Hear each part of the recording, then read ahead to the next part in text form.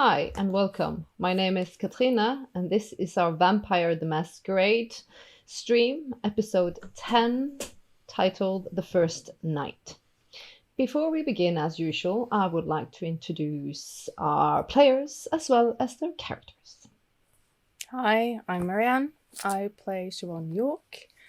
Fun fact about Marianne. I've always been a bit of a computer gaming person, and for my junior prom, in my bag I brought like a normal outfit, and I changed, and then I ran over to my friends to have a LAN party playing StarCraft. Yeah. Nerd! Hi, I'm Toya. I'll be playing Christopher Falcone. The first role-playing game I ever played was actually Middle-earth role-playing game by Ice. And the first White Wolf role-playing game I ever played was Werewolf. And we're currently playing a mage campaign on the side of this. That has been going on since 1998. Yeah. The GM hates us players in that campaign.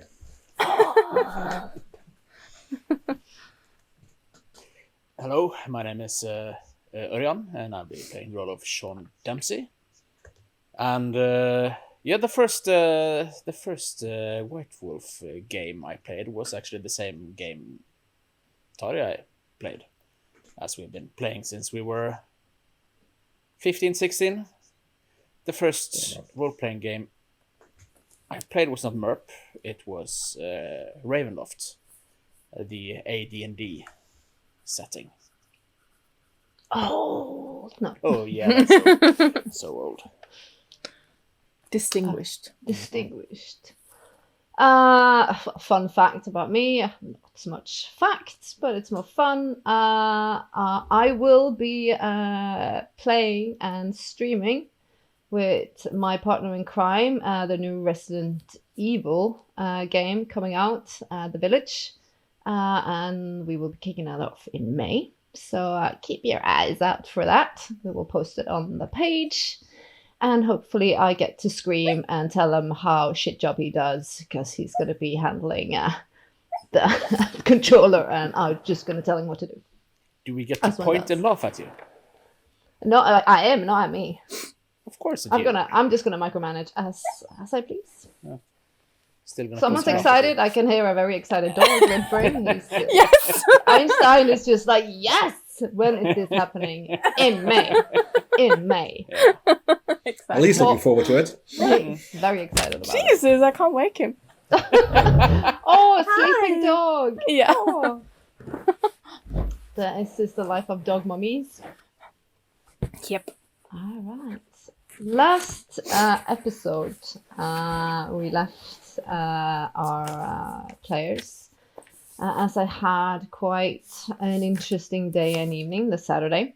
We're gonna start this episode on the Sunday morning, where people are waking up to yet another day with their world's views a little bit more distorted than perhaps a couple of weeks ago. We're going to go directly into the scene, first and foremost, with Shiv to see how she's going to start her Sunday. She got in pretty late from the gallery. She's not done with the painting, but she's happy with the progression. I don't know if she's been sleeping very well, because I think conversations and everything, again, she's not the same girl she was like a couple of days ago. I think Mr. Price is confusing the hell out of her, at the same time opening up the world for vampires, and everything that goes bump in the night is a little unsettling. So I think you'll find her making a huge pot of coffee and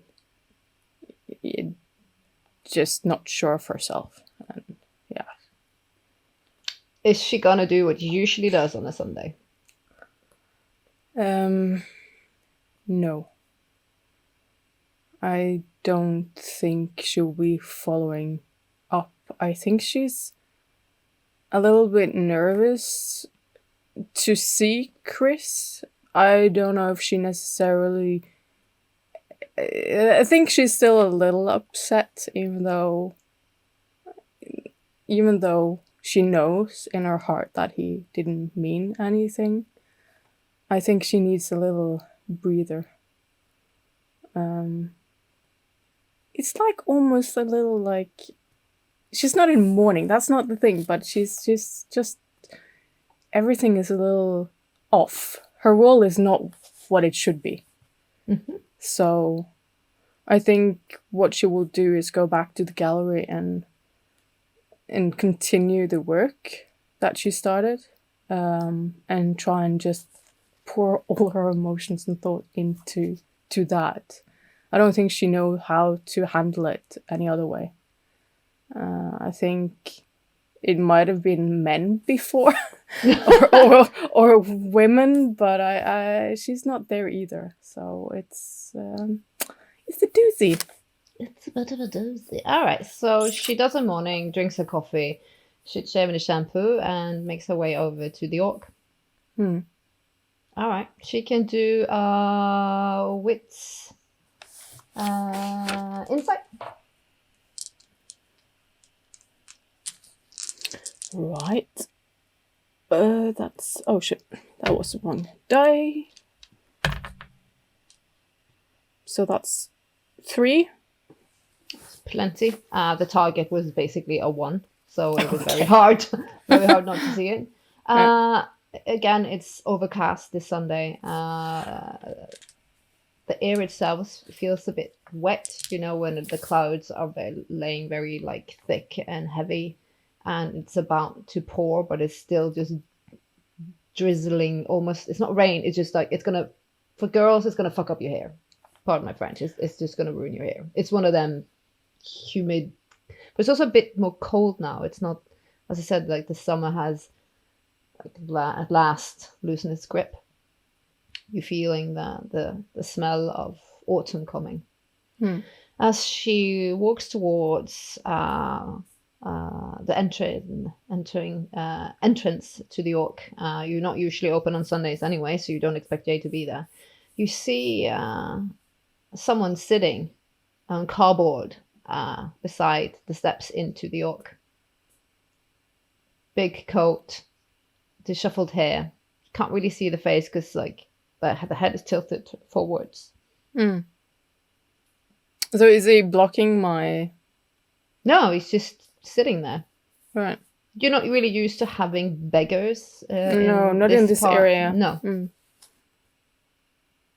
I think I'll walk towards the door, but before I kind of stop, rethink, trying to be a nice person, turns around and addresses this person. Can I help you? Or, I don't know. Do you want coffee? A face lifts up, beard, silver streaks in it, piercing eyes. Difficult to pinpoint age. You're definitely not in his 20s and not in his 60s. Somewhere in between. The hands are dirty. They look like they've lived a hard life as he holds like a cup with some change in it. No. I do declare, sweetheart, I would murder for a cup of coffee. I'll just open up and then I'll be right with you. Appreciate it. No one should sit outside in this weather without a cup of coffee. And I leave. In you go. Yeah, I don't want to invite a homeless person, but I'll give him a cup of coffee. We're nice, but we're not super nice. Yeah. Yeah. Put on the kettle, and as it's done, I'll grab whatever mug that Jade probably has 10 of, and bring it out to him. Here you go, sir. Thank you very much, sweetheart. What brings you to these streets, may I ask? Oh, but honey, this is my office, and I'm having office hours. Outside the York? Oh, but of course you are. I find myself in need of an upgrade. The business has been booming, and this is prime property. Yep, that's why I picked the place. It's a perfect spot for business. Well, if He said, "This is there's a mighty fine cup of coffee." well, if you want more, and I'll point. There is more inside, so just like ring the bell and I'll hear it and I can come give you some. Oh, bless you, child. Kindness is hard to come by these days. Yeah, have to give it where I can as well, I think. And don't be so heavy at heart, sweetheart. This too shall pass. You're good at reading people, I see. You see, I have the gift. But that was just a little bit of a taste. If you want the full experience, you have to enter my office and book an appointment in my office hours. And when are your office hours? Well, I look at the time. it looks at the mug. It should be open in about 20 minutes or so. Right. Is there where do I book an appointment? He licks his finger and like writes in the air. I've got them on the books now, sweetheart. Don't you worry about it. 20 minutes, you say? Right. See you in a bit. He snuggles in and you see he's like, I lock the door.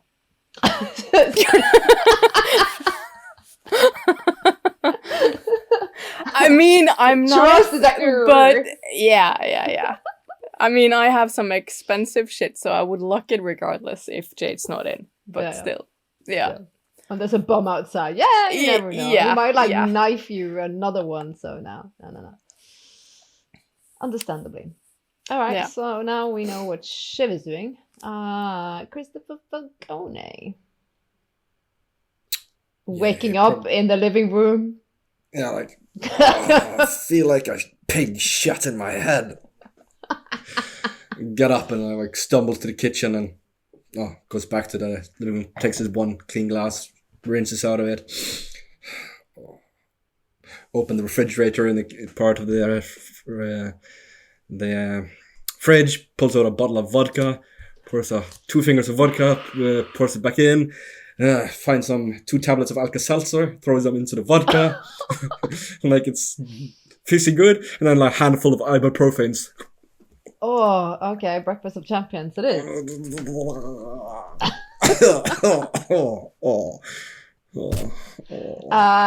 at least I'm alive. Yeah. You're acutely aware that something's smelling a bit rank. Then you're acutely aware it's you. Well, almost dicing with death clearly makes you a bit sweaty. I hit the shower and like a long hot shower to get some life into him again, and throw on a pair of clothes and stumble out to the. Yeah, he probably goes to the usual spots for some cannolis and coffee and cannolis to go, and then drive up to Sean's place. Yeah, because you still have a little bit of time before church. Yeah, so get the pastries, modern pastries, and take a little swip visit to Sean with some cannolis and some hashing out of what's been going on lately. Well, I'm then going to just cut scene directly to Sean's, since I'm guessing you're also up approximately around the same time. Yeah, I think so. It was a long evening, so might be sleeping in. But the first thing he does when he wakes up is, of course, call the hospital. Then you get the Boston Memorial. Yeah, this is Sean Dempsey speaking. I was just wondering when the visiting hours are. A friend of mine, Angela, what's her face, was brought in there, and I was just wondering when it's possible to see her. Let me see. Oh, that's between 2 and 4, so. Oh, then I'll possibly be right there around 2:00. Not a problem. Thank you, ma'am. Have a nice Sunday, sir. Then I Sir. cook up my the usual breakfast. Send a text that if you want its breakfast is mine at mine to the two others. Basically, as you do so, you hear. You're in the Cadillac now, I'm guessing, Christopher. Yeah, you hear a big old engine. Mm-hmm. Driving up to the garage. I open the garage. Oh, it's probably open anyway because I prefer the fresh air in the morning. You also feel it's a very wet Sunday. Yeah. The clouds are heavy. It's fall. Yeah, being Irish, I don't mind. No, but those really lazy summer evenings sitting outside at the fire pit. Probably It's gone. just going to be different clothing. Yeah. You see a tan, mustard brownish Cadillac pull up into the lot. A boat. A boat. He had to get a boat. He did get a boat. He had some very specific requirements for the car he bought. Cash sale and no way of having to be registered to him. It was two simple little details that was important. Yeah. Chris hobbles out of the car is okay Sunday clothes, but he's wearing like wafer mirror shades, even though it's probably darker out of there. Well, it looks a bit worse for wear. He works in like cannoli. Oh, don't mind if I do.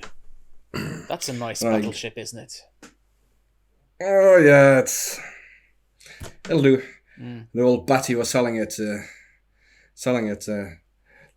Let me be the one to send in the pink slip and proof of ownership has changed. So yeah, I'm guessing she's gonna own that car till at least she's been dead a couple of years. I have no intention of registering it to me. No, but So I'll do before and tell you again, Sean. Every time you go to a funeral or wedding, those fuckers from the FBI will be there. Taking down license plates numbers, taking little pictures. Yeah. Forever bothering Italians, those pricks. Upstanding citizens. This car... We're businessmen. Import, export, bitches. needs a new set of suspensions. And yeah, I think I've got a 500 cubic engine that could put some turbos on. Get some speed out of that wagon. Well, if you can like upgrade it, get it to run a bit better and stuff, I wouldn't complain. But just don't go board, okay? I have no idea what you're talking about. Yeah, since remember that little beetle you were going to fix up for Shiv, but okay, anyway. It did get 200 horsepower out of that 1.2 liter. She almost drove through a brick wall the first time she fired it up. Was fun though. I did get run on alcohol. Oh yeah. Actually, that might cut the gas bill a bit in, wouldn't it? Oh, you want top fuel? That'll probably bring in around 600-700 horsepower out of an engine like that, and that will put you through a brick wall. Yeah, but it probably would need some place to set up a still to produce the fuel then. It's possible. Oh, we'll just talk about that later. Yeah. Oh man, my head.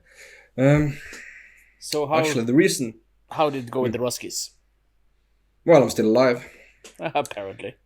For now. It's only going to be a matter of time. Show me your teeth. Dodgy fuck. Show me your teeth. What? Yeah, still alive. Yeah. Or maybe the yeah. Russians could turn into a werewolf or something. Never know. Trying to think if I've ever seen that sneaky fucking daylight, but I can't remember. The problem with our kind, we tend to do a lot of business at the night. No, but no, they bought the piece for now, but it's only a matter of time. I mean, those Ruskins don't forget, and they certainly don't forgive. That's right. Which just brings me back to the sort of developments we've had lately, if you know what I mean. The fact that, the fact that vampires appear to be real. Oh, not only vampires. Last night I met a witch. Didn't you do one in high school? No, a proper chick? witch. She was that was a bitch. This is a witch. Huh. Like full on Salem. Full on fire shooting, fire shooting out of her fingers. Sounds like Shiv when she's pissed. Only that her eyes and not her fingers. That's knife out of her eyes, not fire out of her fingers. Okay, so you're telling me magic's real? Is that what you're trying to? Right. And don't ever get Shiv to learn that kind of magic, because then we're fucked. I'm feeling glad you can't read minds, because I'm certainly that would lead to a lot of people losing their fingers, but... not only their fingers. But as well. Probably other appendages as well. Their front tail. Oh. Yeah, no, but I was giving it a bit of thought, because... Like I said... There's something I just can't remember, John. I mean it.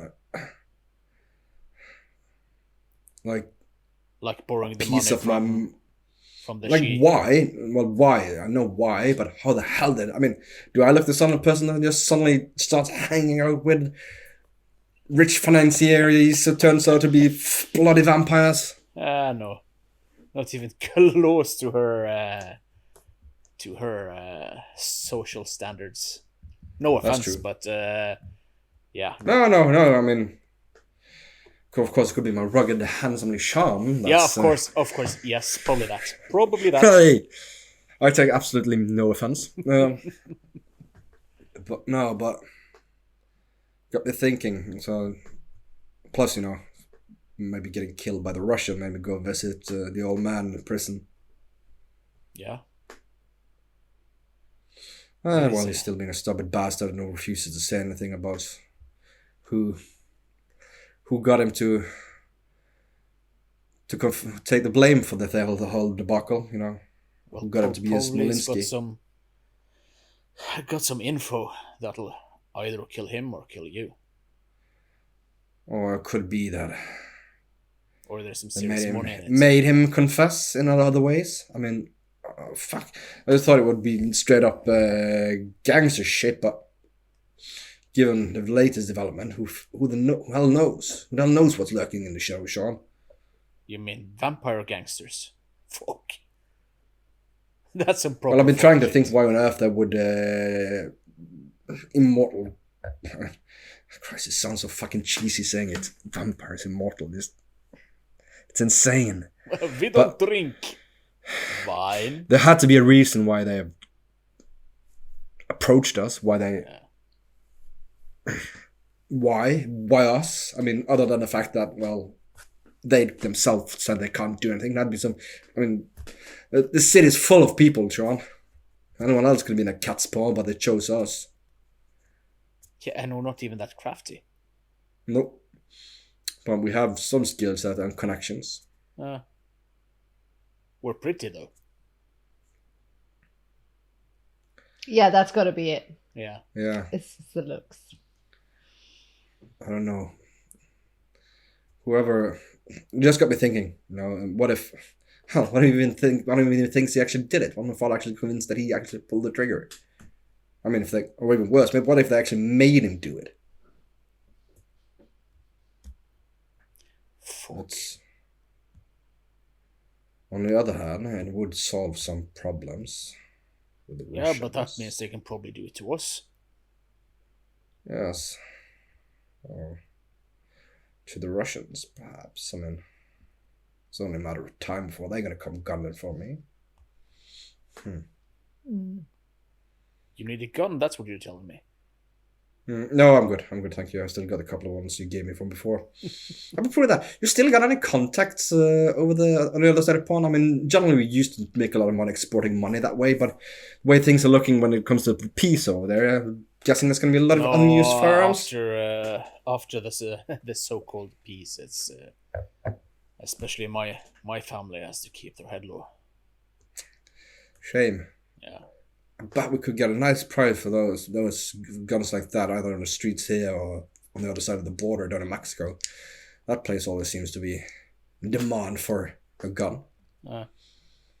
It's true. I prefer to have them here, though. Never know when they will come in handy. That's actually not a bad idea. I mean, getting guns here in the US is fairly simple in some states. He starts scheming. Do you tell her, Christopher, about Angela, or do you leave that be? Well, I did tell him something about it last night. So Yep. You said that she'd shown up. Yeah. Yep. So, yeah, so I'll probably shoot the breeze a bit about her, asking him what he was doing, and then church time. Yep. Christopher makes his way to church. Not long after, it's time for you to, Sean, if you're going to hit the Boston Memorial for 2:00 sharp. You make your way. As they do that, we're going to go back to Shiv as 20 minutes up. I'll fill like a little thermos with the rest of the coffee. I don't know what's getting into me, but it's not every day we have a rando on my steps. Entrepreneur on the outside. Yeah. Yeah.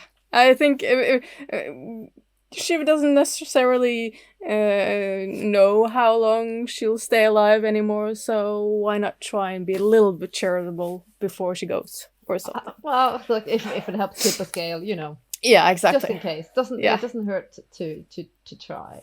No. Yeah, he's there. As you left him. I'll sit down, put my thermos down, and just light a cigarette. So, here we are. What can I do you for, sweetheart? Oh, do you mind? He grabs for the thermos. Be my guest. It's been a busy morning. He I pours, and he opens a little flask from the inside of his coat, and like, and he offers it to you. Yeah, I probably have a cup as well.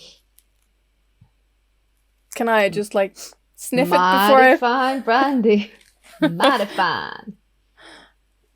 I don't mind if... It's Sunday. You're allowed to indulge. Even if it's just a smidgen. I'll smell the coffee and... So, what business are you in? Personal development and resource. Of course. I mean, I guess that's why I'm here. Personal development and...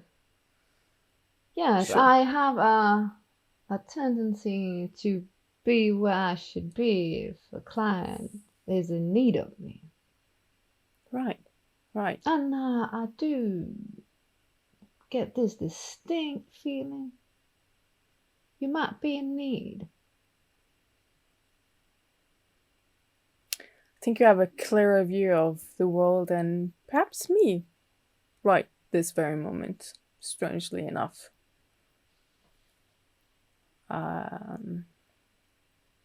It's been one of those weekends, right? When you question everything around you. Yeah. One of those weekends. And why so lost?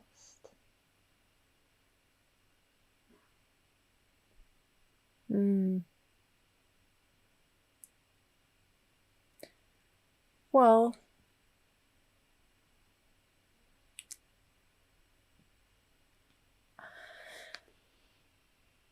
have you ever had people invade your dreams? Oh, now you got my full attention, child. When I say people, I'm not even sure it's people, but yeah, let's call them people. That you don't necessarily know, but you feel like you know them. So And- a connection of the soul, perhaps.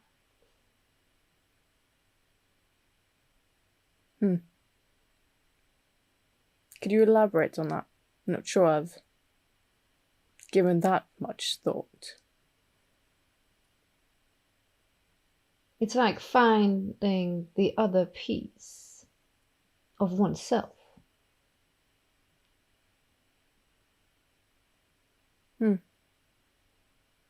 I really had not thought of in that way. Or it might just be nightmares. That makes a little bit more sense, actually. Yeah. Right. Or you might have just found what has been lost for so long.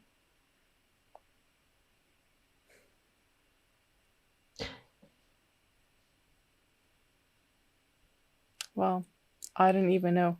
And I think that's why I'm finding myself outside my gallery on the steps with a stranger, telling about random shit I wouldn't even tell my friends. Good on you, Shiv. Good on you. Making life with good life choices every day. Absolutely. I'm sorry. I don't want to take up your time. I don't know what I'm doing here. I'm rambling about random stuff. I probably should keep to myself. I don't think it's that far off. You just have to be honest.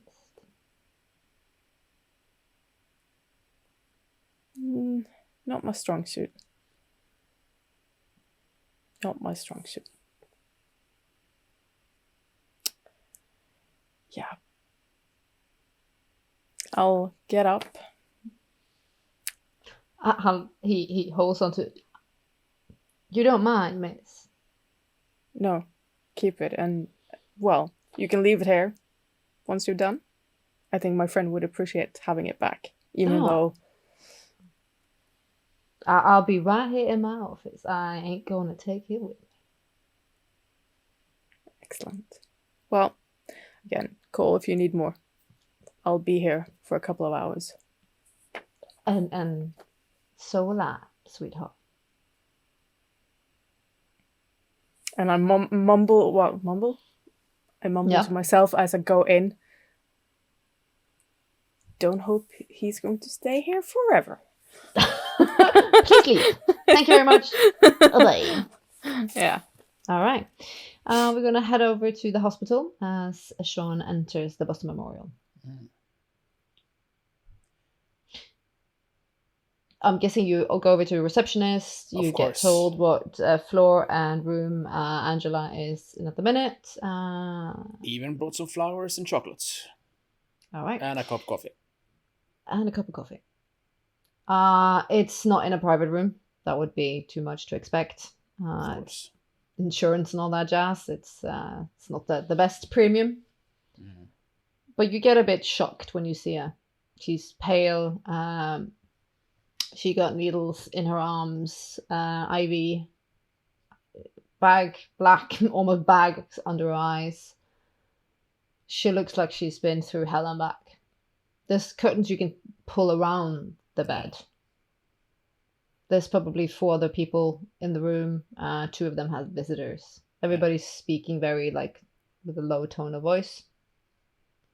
Is there a chair I can pull up to the bed? Yeah, of course. Yeah. I pull up the chair and sit down beside her. Is she awake? Yeah, she looks at you. Bloodshot eyes. But they are clear. Yeah. How are you, love? She grabs for your hand, and you feel clammy. Very, like, her thin fingers, like, holding on, very strong and firm in yours. Sean, you need to get me out. I can't stay here. They're going to find me again. Okay. They're not going to let me live. I know too much, Sean. I got too deep in. Okay, don't... They're going to kill me, Sean. You got to get me out. You got to get me out. Talk too loud about that right now.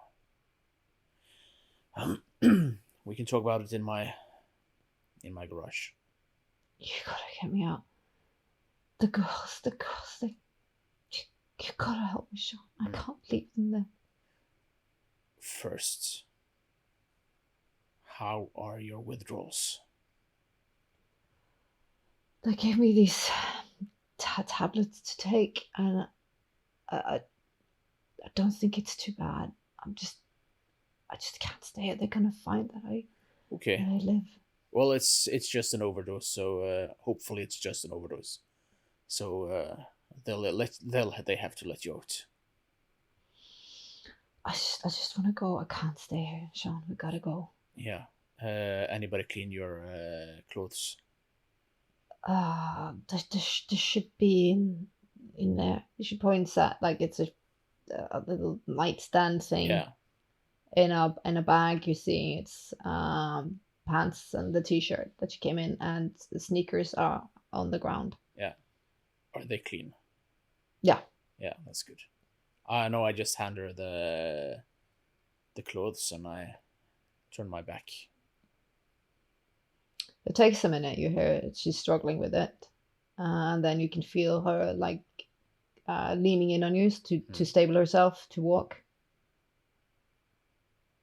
I give her my arm.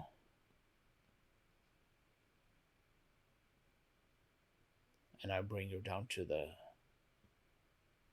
I would actually like you to do, like, a dex stealth, because, like, you're walking out with I don't know if not necessarily they're going to stop you, but if you don't want to engage with on any of the hospital personnel, well, then it is actually just to for her to say that she wants to.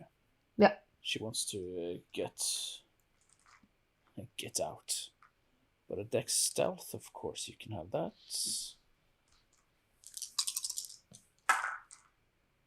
And that's a 3. Yeah, it's perfect. You manage to, like, evade, not to, so that you don't have to confront, just in case, because he's like, I don't want them to know I left. I don't want them to know where I've been. I don't want them to find me. Yeah. No, then I just get her out to the car. Yeah. She sits in and she looks fatigued, but her mind seems sharp. You need anything? I just need to get out of here. I need to get somewhere safe, Sean. It's bad. It's so bad. Who are after you? See her hair falls in front of her eyes, and you almost hear her, like, choke a sob. It's the Russians. Oh, Sean. fuck them. Proper fuck them. I found that they were trafficking girls. Yeah, that's what they do. And you know where I come from, and one of the girls reached out. She got my name through a pimp. When she told me what they've been doing to them, I couldn't, with a clear conscience, not try to help them out. Of course not. But you know how these Russians are. They don't take kindly with people messing with their property. And I thought I had it under control. I really did. I was so careful. Oh, they're sneaky fuckers. They snatched me up, pumped me full of shit, left me for dead.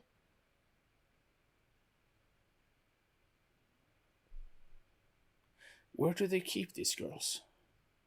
They move him around from safe house to safe house.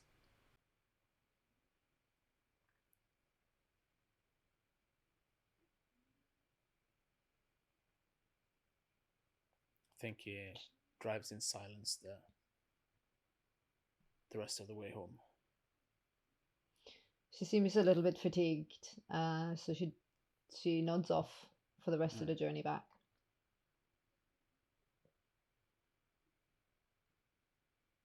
You get her in. I'm guessing you're giving her blankets, something I just to let her sleep for a few hours, and when she wakes up, I've got food for her.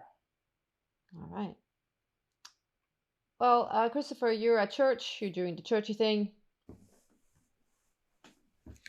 Being the good little Catholic, or well, this is Boston, and you know, as long as you go to mass each Sunday, you pretty much can do whatever else you will the rest of the week. You see that's the self-resolution. Yeah, your uncle and Vinny and the rest of the family, the Capos, seem to be very chirpy today. Mm. And you're getting a lot of pats on the back, and generally you're being treated with a higher level of respect. Well, he would have enjoyed it more if he didn't go on walking the thing. Yeah, well, it's easy to be chirpy when you're ignorant. Ignorance is bliss. And when they're not the ones with a big fat target on their back by the Russian, what do they care? I mean, if anyone's gonna get tipped over this later on, it's gonna be me. Yeah, for sure. Nothing much more happens at the church. Are you aware that Shiv hasn't checked in, or has she checked in when it comes to Sunday dinner? He probably doesn't expect her to be honest. All right. I mean, it's okay. isn't often they argued, and whenever they do it, I guess Chris will sort it out the way he generally sorted that kind of problem, but just ignoring it till it either goes away or someone else forces the issue. I mean, all right. But she has never missed a dinner. No. Yeah. But there is flowers for your mom with an apology note. Your mom seems very out of sorts because she's very used to Siobhan being there, so she's fussing a bit, and she's probably not. She might not be feeling well. I don't know, Ma. I mean, she's her own person. Yeah, but might something have happened? She probably met a guy. I mean, who knows? Maybe she's in love. You ever thought that? I mean, she's young. She's got a life to live. Well, what you then, Christopher? Where are my grandchildren? I thought we agreed that my sister would take care of that problem. You are my only son, Christopher. You bear the name. Where are my little babinos? Hey. First up, I've got a date later this week with a nice girl. Don't like, yeah. We'll see how it might go. It might end up somewhere. She mumbles in Italian, and she's cross with you. She's thinking Shiv's not there, has to be your fault, and you haven't given her grandchildren, so you're in the doghouse today. And now she wants to watch her programs. You get no cannelloni, you get no pudding. Oh well. I guess he's gonna also be a bit distracted as well, like checking out the window every now and then, see if he can see anything, see if he can see any strange cars parked there. Generally being a bit paranoid.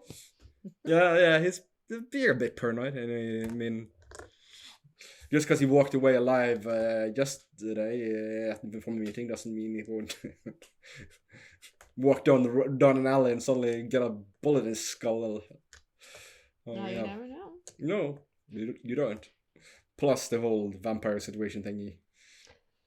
And whoever we rescued Dean from was clearly a bunch of lunatic gun-toting crazies. They seem kind of like there's witches, so yeah. I mean, they seem like the kind of people who would hold a grudge. No, don't at all. Good time, fun times. Plus, he did let one of them go alive and get away from it. Which sort of felt the right thing to do for two obvious reasons. Like, one is shooting an innocent, unarmed young girl, seeming a bit evil.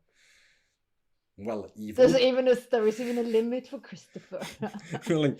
No civilians. Plus, there are vampires out there. Maybe it's not too bad idea to actually have vampire hunters out there as well, in case you might need help with a future problem. Yes, I seem to have some infestation of bats. Would you please come and take care of it? Let's infest them. Yeah, no. So he's like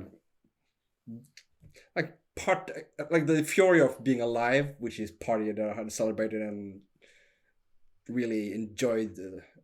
Took to the max the day before is sort of petered out. The adrenaline's gone. It's more empty feeling, more like sort of worried, like yeah, general anxiety and paranoia. Natural. Probably. Yeah. Natural. Like the whole weight of the knowledge that actually are vampires. Yeah, you're not Exist, top of I the mean- food chain. Yeah, no, like he's trying to. I mean, the whole goal of getting into the mafia and getting up in ranks and the whole driving force behind that. So like, yes, even if I succeed over that's still in the minor leagues. There apparently is another major league out there. So, yeah, he's a dude in flux. Well, your mom is, in the end, she's going to watch your shows. She's giving you the cold shoulder, mumbles in Italian, and clearly not pleased with you.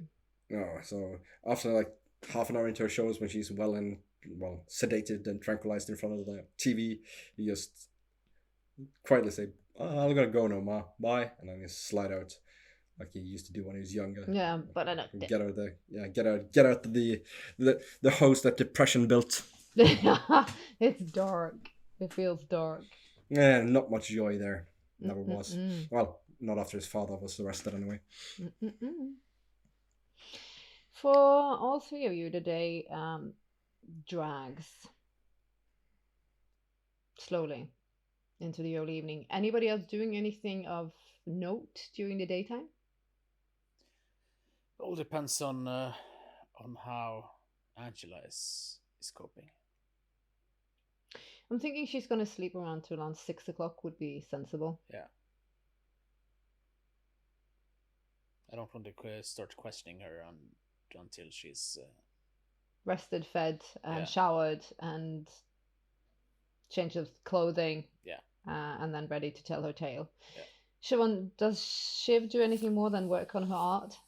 No, I think she will move the sketch away from the public area into where she's actually working on the painting, just to use it as a detail reference for whatever she's As she's getting done, her phone rings.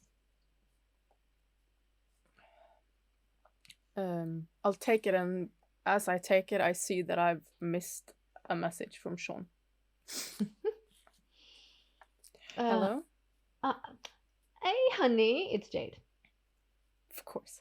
Hey. I've got a table, and Right. I've got a dress, and we're going out. Sunday fun day, girl. Really? Yeah, really. Can you promise me one thing? I'll do it. If you take tomorrow off. I'll think about it. No. Promise, or I don't even want to know where we're going. Where Half are a we day going? off. I'm not telling you. It's a surprise. Of course not. So, You okay. need to do something fun. You need to do something crazy. We're doing something crazy. I Dress arranged. code. Slutty. But fabulous. I can do slutty. Always fabulous, of course. Yes. Yeah. We're going. We're getting it. We're going. Getting it. We're doing the thing.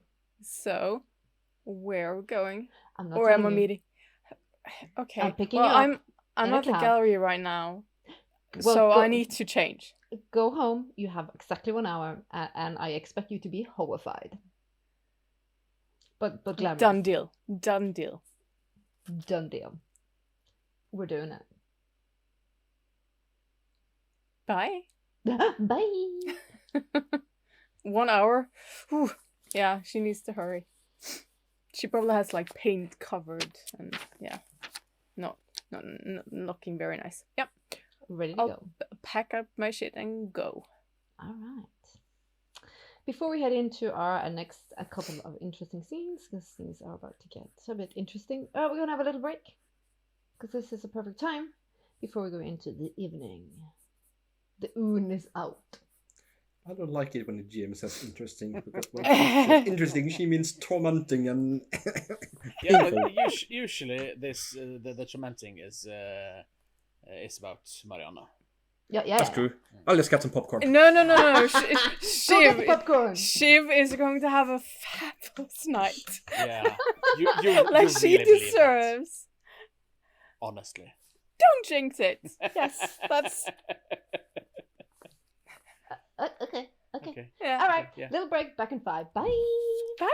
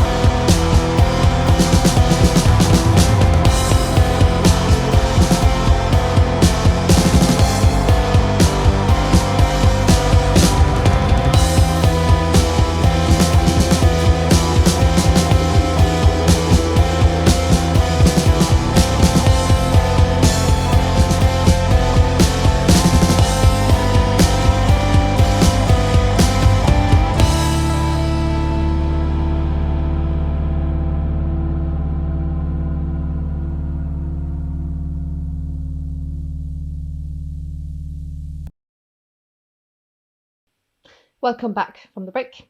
We're going to go directly into Siobhan's Sunday fun day, as she is Putting on some clothes.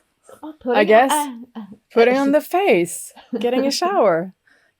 Yeah. I'll probably, she'll throw on a green sequence, very short and very deep cleavage. we call it cleavage to cleavage. Yeah, cleavage to cleavage. Yeah. Well, Jade said slutty, but it's sequence, so it's no, I don't know. It's a pretty color. It's fun. Yeah. And her hair is just up in a loose bun. No, not a bun, but yeah, ponytail-ish thingy. Exactly 1 hour later, you hear someone honking outside your apartment complex. Okay, I'll as I run down the stairs, I'll write Sean saying out with Jade, but call if there's anything. Sorry about late reply, but she knows he's used to it. Yeah. Runs into the cab, I guess. Oh yeah, it's a town car. Oh, it's a town car. Jade is really, being a You little gave bit her more a fancy. bonus. Well, yes, true. So it's my money she's using on me. That's fine. Yeah. She pops up a bottle of champagne immediately, and she's like, "So, we're gonna start off the evening with some light cocktails at the Alibi Bar. Okay. It's a night. It used to be a prison. It's so cool. All the it people's been there. All the celebrities, anybody who's anyone, have managed to score us a table. How did you do that? Even I have trouble doing that. But yeah, the drinks are fabulous. Don't worry about it. I got you, girl. We're going. You've been working so hard. But Yes. I'm happy for you that you get to have a little time off as well, because where's Michelle? Is she just Oh yeah, her kid. I'm like, who? Yeah. You have a daughter. Yeah, we told her. No. It's been great. I have this lovely nanny, and she's been helping out. And I'm building a future. This is in our college fund. I'm doing it. We're building something. Definitely. I'm excited about it. And I'm so excited about that. I mean, it's not my taste. The exhibition not there. I know, but it's... you're doing amazing work. So Thank you. I think it was only right that you got the commission from, even though I'm a bitch and kind of refusing to sell it. I'm sorry. It's fine. It's fine. I understand completely. I have a bit of a surprise for you later on, though, but I understand completely. Okay. Not long after, you park outside the Alibi Bar. It used to be a prison. Cool. This is fact. This is a place. The bar has sort of like a bit of like a mafioso feel with mugshots on the wall. It's cool. It's hip. All the cool hip people are here. All the hipsters, look, 90s hipsters, smoking at the bar, drinking fancy cocktails. There's like smooth jazz playing in the background, Right. and it's a place to be seen. And on a Sunday as well. Definitely on a Sunday. Right. No, definitely. And you see, she greets people and like the smooching, and he's like, a lot of this is because of that young artist, because like he's in this crowd. He's the guy that got me a table. Oh. Are you dating him? I would never tell. I'm not dating any. You have to tell me. No, Jade. I actually asked out Christopher. What? I think I'm gonna go on a date with Christopher. Christopher? Yeah, Chris? Chris.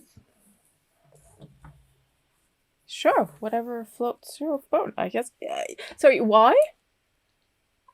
He's got this, I don't know, like this, like very like Italian, like like in control macho thing. Yes.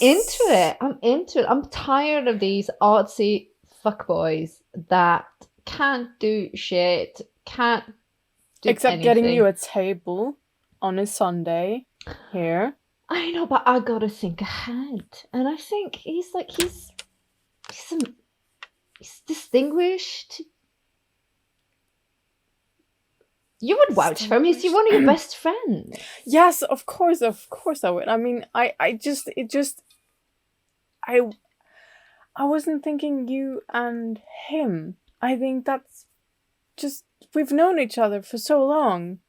Like, you've known him. You know how he treated Miranda. Like, it's... I'm sorry. No, it's great. It's great. And we haven't been on a date yet. I will be supportive wherever this thing is going. I mean, he is like a brother to me. I love him dearly. So of course I want you to have... Are you saying you would be a godmother for our little bambinos? Oh. Fuck. Well, I am Michelle, so it would be unnatural if there wasn't any... Unfair. Bambinos. Sure.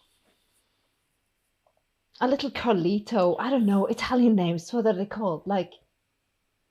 what are they called? I'll take up my sketchbook and just draw like a little doodle of Chris, Jade being merged together. Kind of. You're kind of terrified by the whole aspect of this world. Very. Yeah, it's getting too close for comfort. Yeah, she doesn't know about your extracurricular activities. No. And she shouldn't. Yeah. No, Jade, seriously, I will, if you need to, like, I don't know his sock size, let me know. I will get to the deets. How about his brief size? Oh, you're so dirty. I love you. You're here for it. Well, drink up, honey. We're gonna go to our next location. Cheers. Cheers, my dears. So you slam a couple of cocktails down your gullet, and the town cow's been waiting, and she's like, This is a town car. Yeah, but no, that's not it. That's not it. I'm not gonna say anything until we're there. Or should I? No, I'm not. I'm not gonna tell. I'm just gonna. Really, you really making me like beg for it, doesn't it? Yeah. Who's the boss now? Bitch. You drive. We drive. Yep. You drive, and you stop in a street that is just busy downtown Boston, close to the financial district. You know it. It's posh end, and there is a black door on a green facade, and she's like, "This is the place." And she picks up her clutch and she takes out a black card. I'll take it out of her hands and look at it. It's got nothing until you go into the light. You see it's printed in slight glossy lettering. Right. And it says velvet.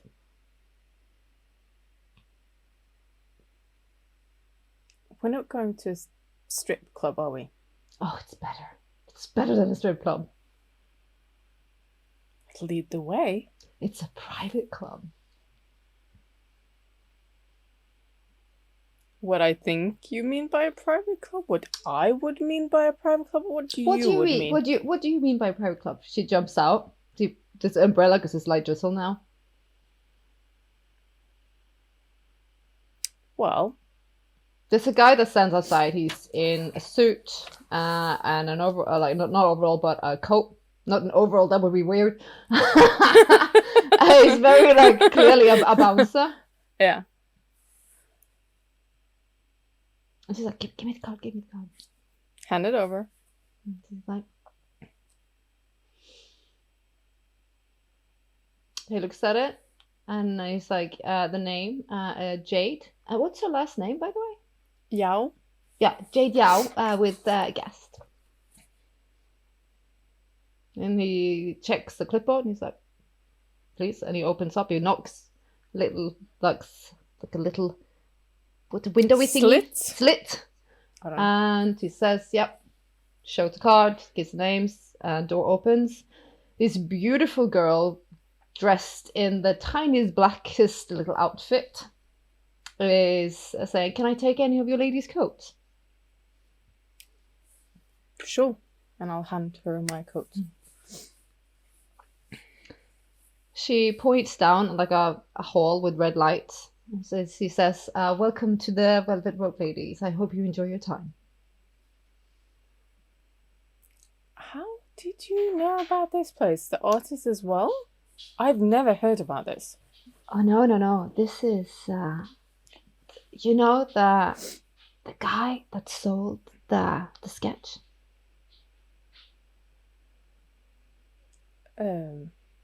Yes. Peterson? Mm-hmm. Yeah. I managed to get a little deal going, kind of saying that we're gonna sell him the sketch, maybe have a discussion. Or lying, obviously. Yes, obviously. But are we here to meet him? Yeah. Right. Okay. Okay. Fun. Sure. The bar? Oh, yeah. I've never been. This is excellent. And you know, this is a private club. I have heard they had like naked acrobats like from the roof. Strangely enough, that does not surprise me. Yeah. Looking forward to it. Could be excellent. I'm here for it. If she's perceptive, she knows that I'm way more nervous and anxious than I probably should be right now. It is a bit early because he, well then when I said like I had some the potential that you might be wanting to sell back the sketch, he asked if we could have the meeting not too late. So the club or the private club is probably not going to be jumping yet, but I think it's going to be more quiet now, so we can do the little talk, and then we can get like lit. When did you speak to him? Just curious. Oh, last night.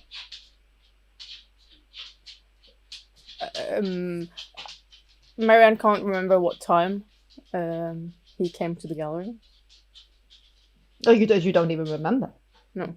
Okay. Wait, you weren't looking at any watch, were you? No, probably not. Okay, because I spoke with him yesterday as well. Just so there's no confusion about what we're going into. What? Yeah, he came by the gallery last night. You know him? I got... Oh, this got awkward. Kind of. No, I don't know him. I just... Well, say I know of him more than I know him. follow my lead. I got Right. this. I got this.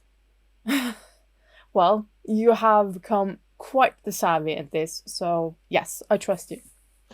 But I'm not selling it. No. It's yours. And that's exactly what I told him, just so you know. Poop. I wish I knew this. Yeah. But it's fine. It's fine. But it's fine. Maybe we It's can fine. get rid of him and then just, I don't know, enjoy the evening. Us two. Yeah. This is gonna be great. Don't worry about it. It's fine. Yeah.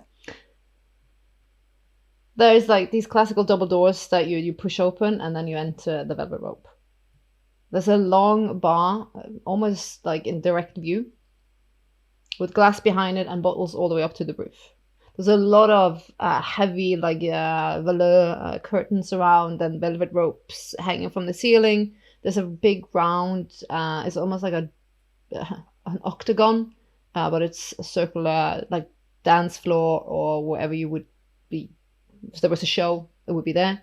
and there's seating groups around that also goes up in a couple of tiers around it.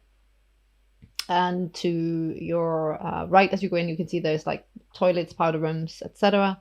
And the other way there's another door further in the end that says private, and there's also another door, but you can't really see that. There's soft music playing, but it's quite quiet. There's just a couple of people sitting around talking. It looks like more like it's the performers, because they're sitting in like loose silk kimono looking thing, like robes. Yeah. Drinking champagne, smoking, talking, laughing. At the bar, on a chair, white shirt, black pants, cannot mistake him from anyone else. It's Aiden, twirling a whiskey glass with a deep, dark brown liquid in it. There's also a bartender setting up. We are really early. Really? Yeah. She's like, yeah, we are a little bit early, but it's fine. It's fine. It's fine. It's fine. It's fine. It's good. It's going to be good. It's going to be good. You'll just take the lead and I'll... She walks over. She's wearing a white dress, very like Sarah Michelle Gellar Buffy-esque. It's very tight, very white, and she's got fun necklaces on, and her hair's up in a ponytail, and she's wearing like light blue pumps. She reaches out, Mr. Peterson, and he shakes the hand very courteously, politely. He doesn't curtsy. No. I'll give him my hand as well and kind of pretend that I... Mr. Peterson. Mr. Peterson says, definitely Mr. Peterson. So, well, it seems to have been a little bit of misunderstanding. Clearly you have been in direct communication with Miss York. That was not a part of my understanding, and she's been very adamant. I do kind of, if he probably sees that I'm just like, I am smiling and kind of like, I'm trying to meet his eyes because obviously there is more to it. He looks very entertained by the whole situation. He's like, yeah, and she's like, at this point in this time, Miss York, this is not under any circumstances interesting in selling the sketch. And he's like, well, if I were to again double my offer,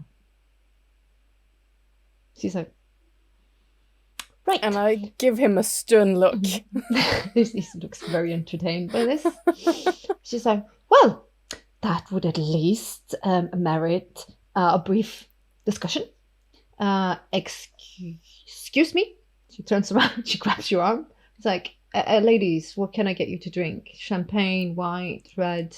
What's your fancy? I'll have what you're having. All right, then.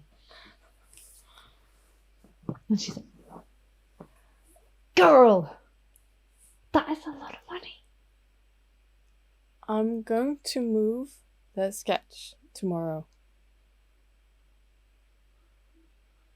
So it's not part of the gallery collection anymore. I'm sorry, Jade. And I already gave you a commission, so can we please look at this as business closed? I understand it would be huge, but he's playing with us. He's clearly playing with us.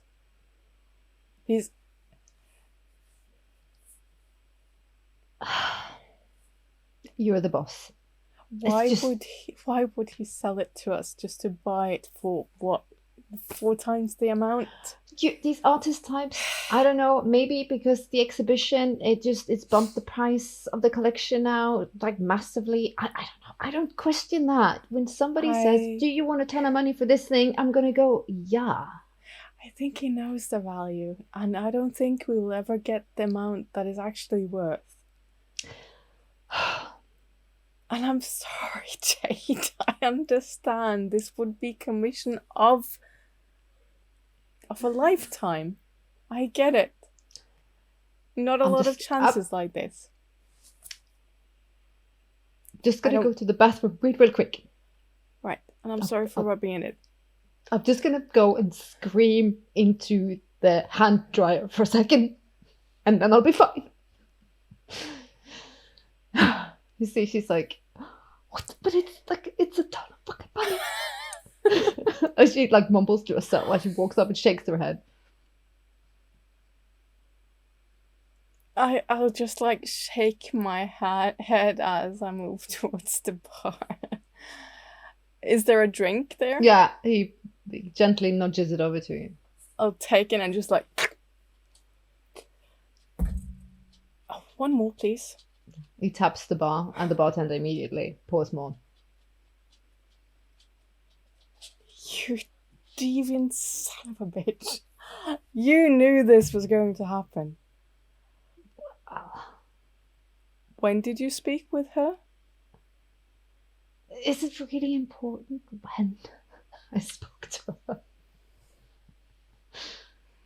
I had to try. Is this how you earn it back? Because I'm thinking you might be on the wrong track. I think this was a ploy. what? Perhaps to buy it back. Perhaps an You excuse. know whose name was on the door of the gallery, right? It's not Yao, it's York. But she's very excited about it. Yes, she is. She's ready to go. And you are costing me a little bit of money right now. This could be so easy for you, Miss York. This could be so easy. Are you begging? No. I'm just if you just would, by own free will, give it back. This wouldn't be a problem. I think the way that this goes is quite entertaining, so I want to see how far you will go to get it. Ah, so the game's afoot. Well, is it a game? I'm not sure. I think it just might be a game, Miss York. Well, Might cheers just to be. games. It clinks, and as he clinks, you see he looks over his shoulder and he looks at someone, and he sets down the glass. You see his jawline tighten. Turn around. Oh, not like, but just subtle. Behind you, Oh, sorry. see- There is a mirror right in the bar, Yeah. so I you can use that. I can use that instead. Can I? Yeah. It's not like, oh, you have no reflection. Well, some of them don't, but these guys do. Yeah. In a white silk dress, white fur, hair beautifully to the side and lightly curled, and the clutch, you see the icy beauty of Miss Masters.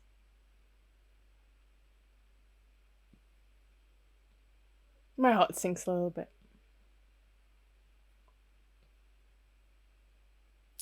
Right. But he doesn't look pleased. He looks almost a bit shocked.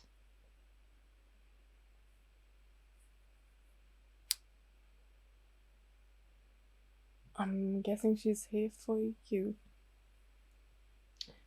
I can just And take my drink elsewhere. He grabs your hand, and it's quite, it feels almost a bit intimate. He's like, no, you're not going anywhere. I didn't know she was coming. Right. Please, you're my guest here. He gets up and he greets her, and she, Miss York, Miss Masters. fancy seeing you here. Fancy indeed, yeah. I didn't expect myself to be here either. I didn't actually know this of this place before tonight, and I certainly did not know that I would bump into you two. No, peculiar. You see then Aiden is like, excuse me, I just want the entertainers out of the room. I'll be back in just a few minutes. He gets up. He looks actually uncomfortable. And he gets up and you see he's talking to them. See Miss Masters is actually taking off her gloves. I do admire you, Miss York. You have capabilities. You fascinate me. All three of you fascinate me. How? Why? I mean, for someone like yourself, you must have seen it all. Wandering piece of history. It's quite remarkable. Charming. Resourceful. Good pedigree. She grabs your jawline. She tilts your head. Good bone structure.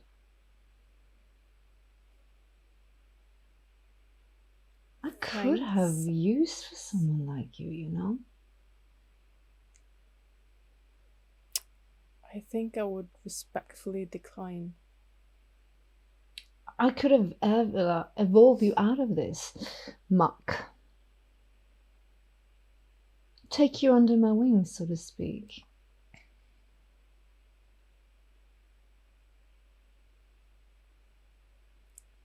Oh, don't get me wrong, I'm not gonna bless you with my gift, but I would like a subordinate. I think if this had been before the truth was revealed, this might be an interesting offer. Right now, I think it would reassure me in your silence, Miss York. You see, Christopher, I have great plans for him. Right. I see a brilliant future. He's so capable and he's so willing to do things to get ahead. He's ambitious. I do love ambition, Miss York. That he is. So his silence, you see that I own that. And at the minute, sweet Sean is intimately linked with my love. You see, my love he's a kind man. He's got a golden heart filled of compassion for living things. That's why I love him so much. He's the other side of the coin. Keeps me human. But I don't have your silence, Miss York. That's a bit of a problem. Is that a threat? It's a fact. A fact I do need to do something about. I'd rather it not be vulgar. I'd rather it be willingly, you see.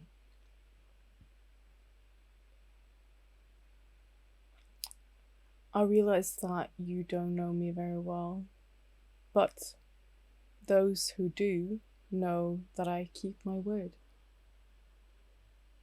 And I do believe we agreed the other night that we would not tell. Oh, but you humans, you break so easily. You're made out of living flesh and bone. If somebody were to push you too hard, you would squeal like a little piggy.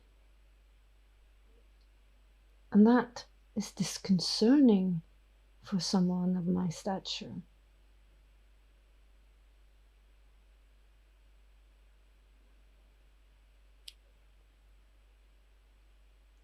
You don't trust me? You don't take my word. I don't know what else I can offer. It sounds like you think it's your decision, sweetness. As she says this and she leans in, you see a part of Ophelia that is pure cruelty. And it's daunting.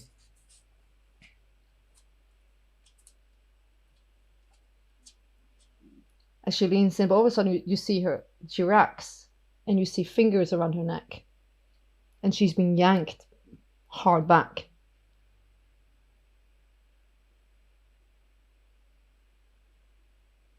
And Aiden stands very defiantly between you and her. You're overstepping your boundaries, Ophelia. This is not your haven. She's like, Aiden! There's no need for that. How dare you? You threaten her in my house? I would rather say, how dare you, Ophelia? Really? That's much we have shared. Aiden, don't be silly. Doesn't suit you this. You're better than this. He looks at her coldly. Whatever hold you think you have, it's gone. I owe you nothing. I've done what you have asked. I've gone beyond. No more.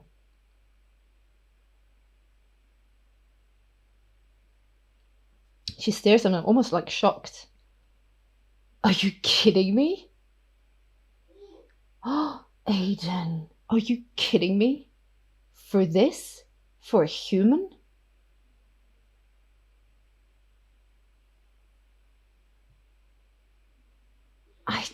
For a human?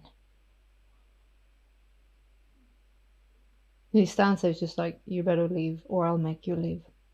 You will not like me making you leave. The way our relationship is going to go accordingly forward. The love, the bond you speak so highly of,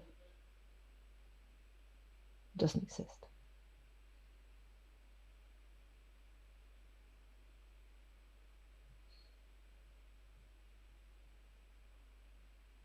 She looks shocked. It's almost like she gathers herself and she's like, okay, you're a bit emotional. I get it. I'll leave you here with your new plaything and we will speak later.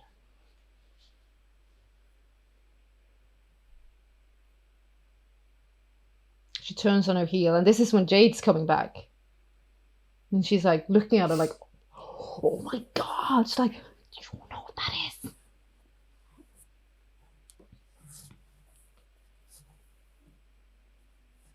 Yes. I've had the pleasure. She's like, all right. Champagne? You see, he is just, his fists are like clenched. I think I need to refresh. Jade, can you come with me? Let's just. Oh yes. I mean, if you're done screaming, that is. Yeah, sure. She's like, what's going on? What's with the tense atmosphere? That was Ophelia Marie Masters, the heiress. I don't know the details, but I think she might be an ex of his. What? Yeah, society royalty. That's what we've involved ourselves with. That's freaking fabulous. This night is just epic. You're not leaving. So much fun.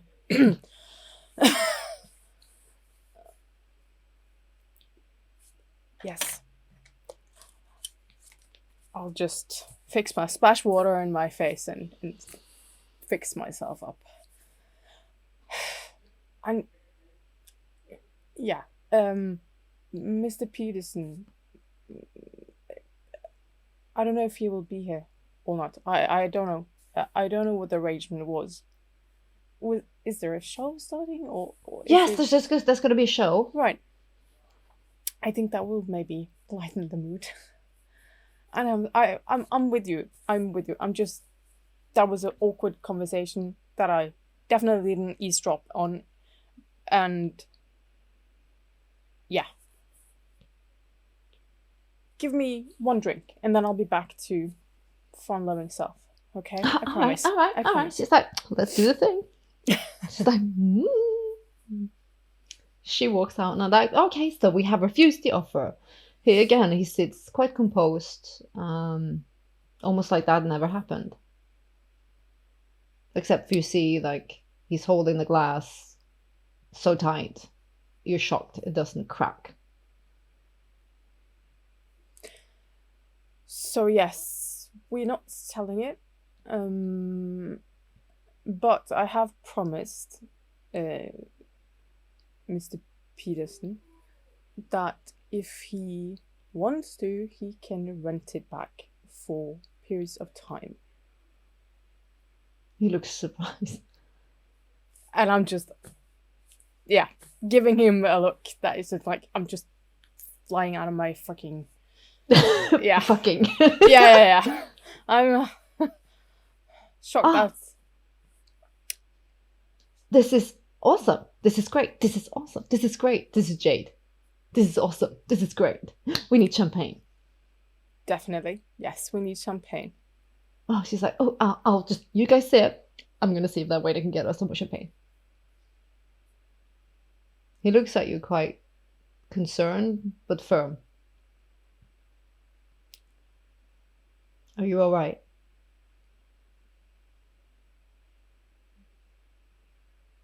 Will be, yes.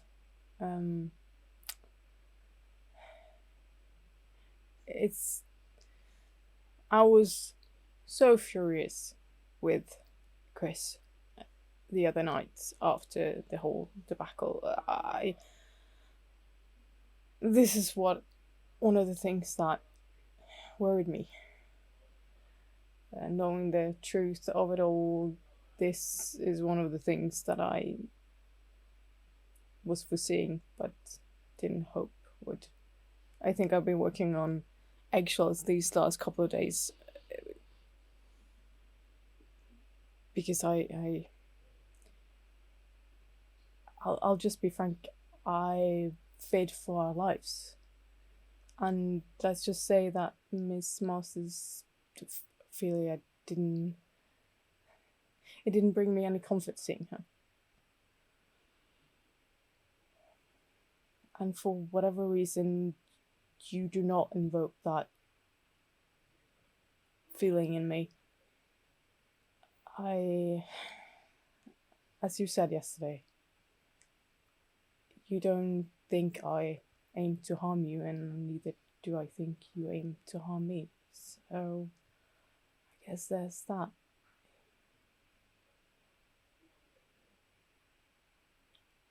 You could harm me. Terribly so, I think.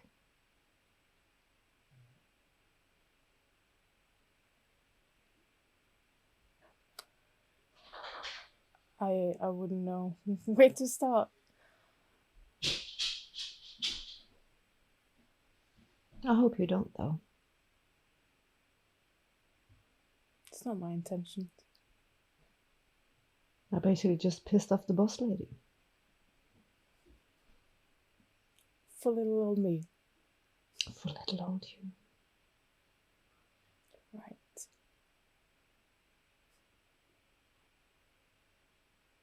And so we're going to go out of that scene.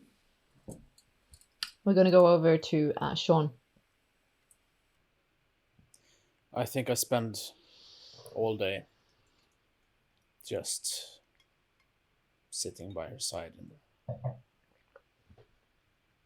sometimes just check if she's breathing. She starts telling the tale of the Russians and these Ukrainian girls that the Russians are peddling as prostitutes. They keep them sedated or hooked on drugs as they move them from, like, I don't want to call it brothels because that would be putting it nicely, from apartment to apartment to be sold off. moved around and used until they have no use for them, and then they just get rid of them.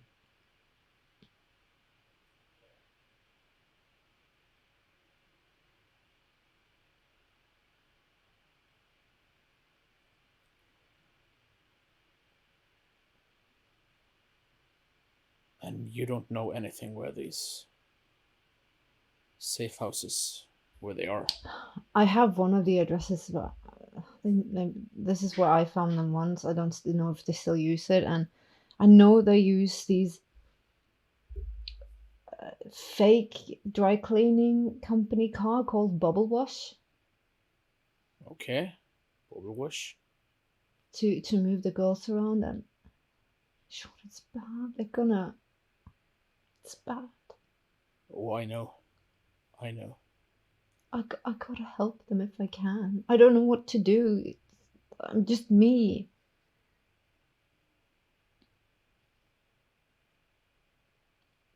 Well, you know, the stuff I do is not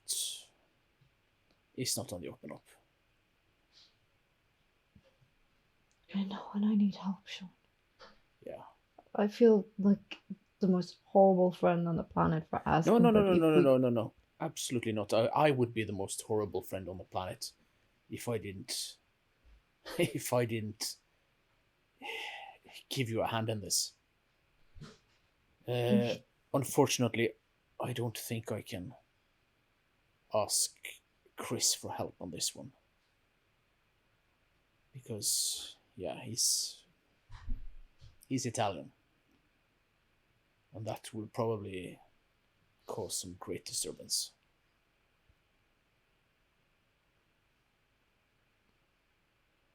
But I think I know other people that owes me a favor. That I Whatever can you say. ask for help.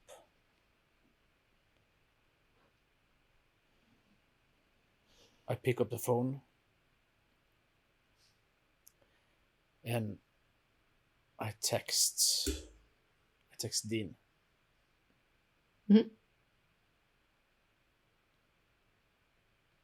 And What do you text? no, I just think I text. I think I'll be needing that favor.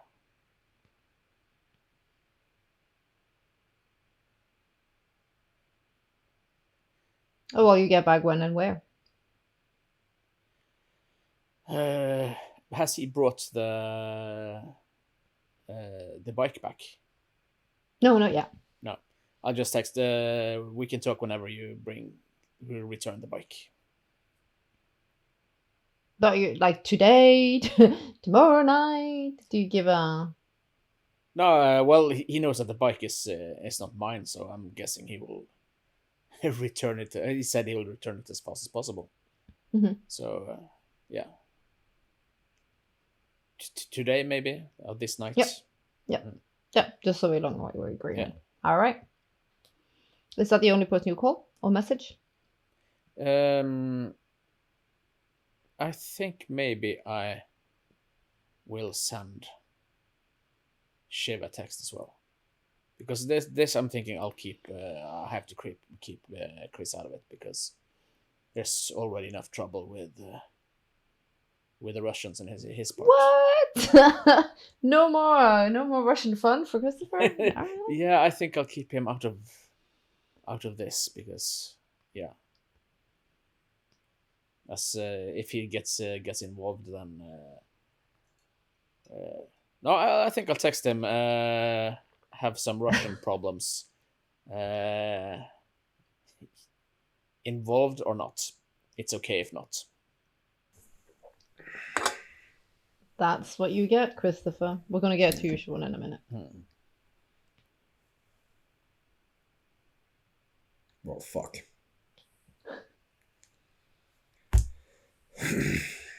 Gotta be Angela. Okay. Pros and cons.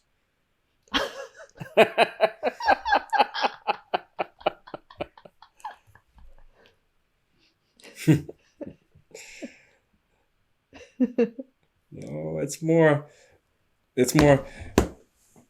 will disrupting Russians' viciousness be more advantageous or not? I mean, they're going to come from anyway. Might as well get proactive. Oh, yeah, that's one way of of looking at it. Well, I'll text him back. Let's meet. In the All shop. right. And the thing I'm texting Shiv is got Angela problem with the with the Russians. In for some action or not? Question mark. It's Thank okay God. if not. Thank God. When? Current that with Jade. Sometime or meeting tonight in the garage.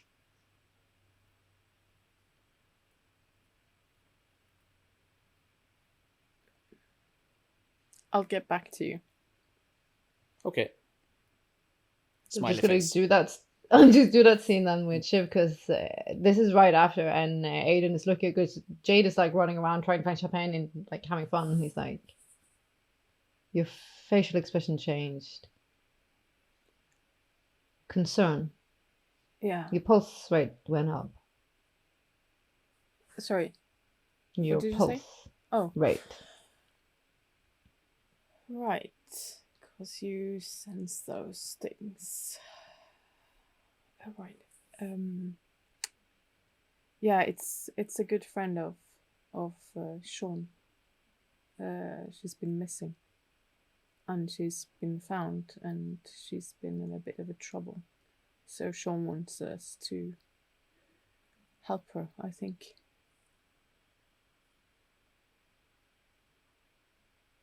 And you are a good friend. Try to be. But I'm also with my other friend who I've been kind of ditching for, well, let's just say, however I've known you. I can make sure that she enjoys herself here and you will not be missed.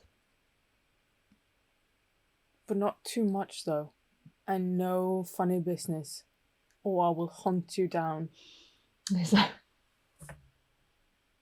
I'm a good boy. Not really, but I'll be a good boy if you ask. Right. I'll send a text back. When did you need me? Then I send a text to all involved parties. 1 hour garage? Question mark.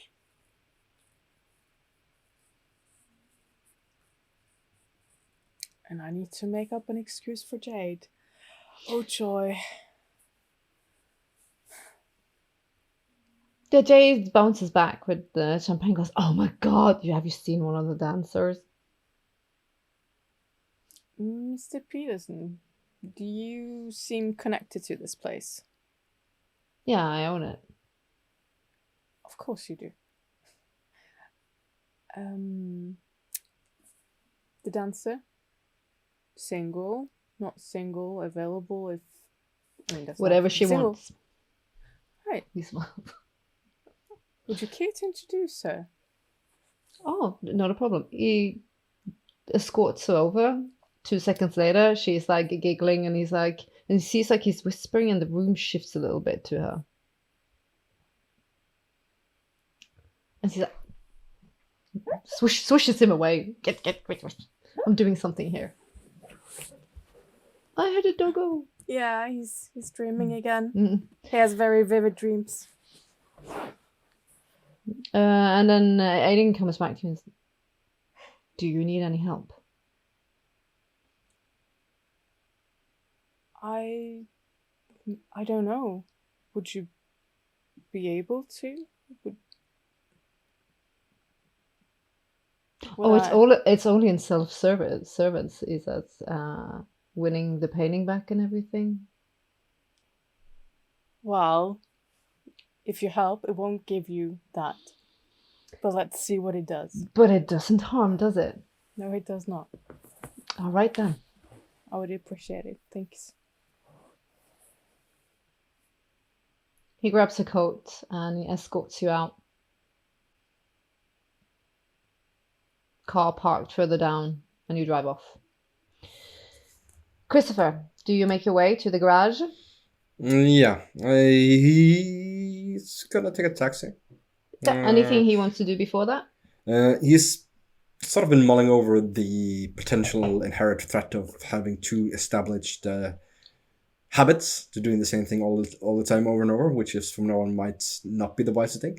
So he goes to a restaurant he's never been to before and orders a couple of bottles of a couple of glasses of red wine, Italian of course, and a dessert since he was denied dessert at home. A tiramisu. And then he probably intends to go home. I don't know how late in the night Sean sent a text or not, if he caught it before he left the restaurant. That's probably before he went home. So instead of going home, which he had very much intended of, climbing up the fire escape on the neighboring building and then jumping over to the roof. Is he going home?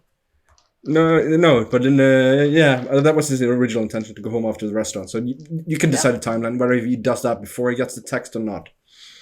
But he's gonna sneak in. I'm gonna do it. You actually, the moment you go into the apartment, you get the text. Okay, because he snuck in the apartment from the roof side, like climbing up from neighboring building and over. Because he's starting to become a bit paranoid about the Russians. Like nothing went too smooth.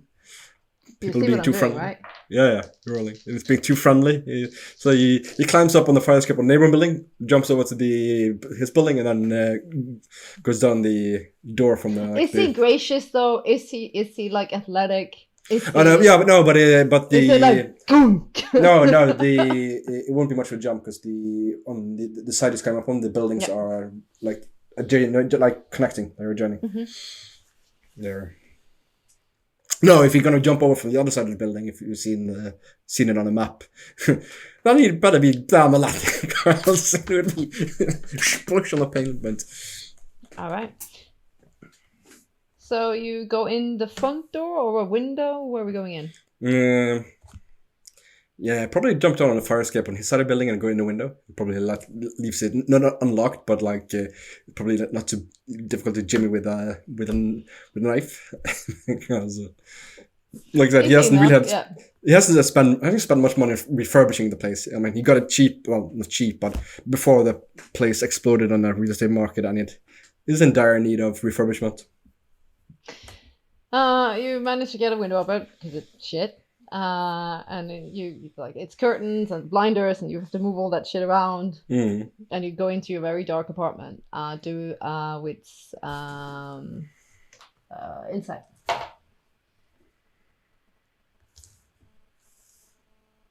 Awareness? Yep. Yeah, awareness. Do we have awareness? Yeah, I want awareness. What's awareness? Yeah. All right. Ooh. I'll send you a picture of that one. Do tell. 1 second. Oh my... Did you botch? Botch! No. Fail! Critical failure! Fail!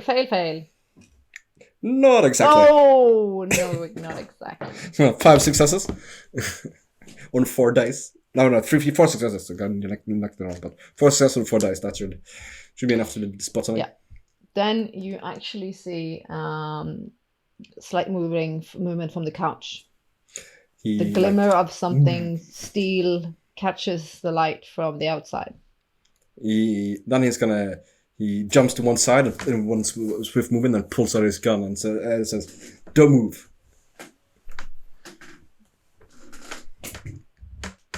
You hear a female voice says, "I think it's you, Mr. Falcone, that shouldn't move." Don't I recognize the voice? No. It's a slight Russian accent, though. Oh. Really? You might be fast, but you're not that fast. Are you looking at the couch? Yeah, he's looking towards where the sun, Yeah. like where he sort of glimmer of movement. You see one of the lamps beside the couch is being lit. You see a gun pointed at you, and somebody like lighting the light and holding a whiskey glass. You see like this, Yeah. a little bit of lipstick on it. Probably close to the kitchenette area where he's standing.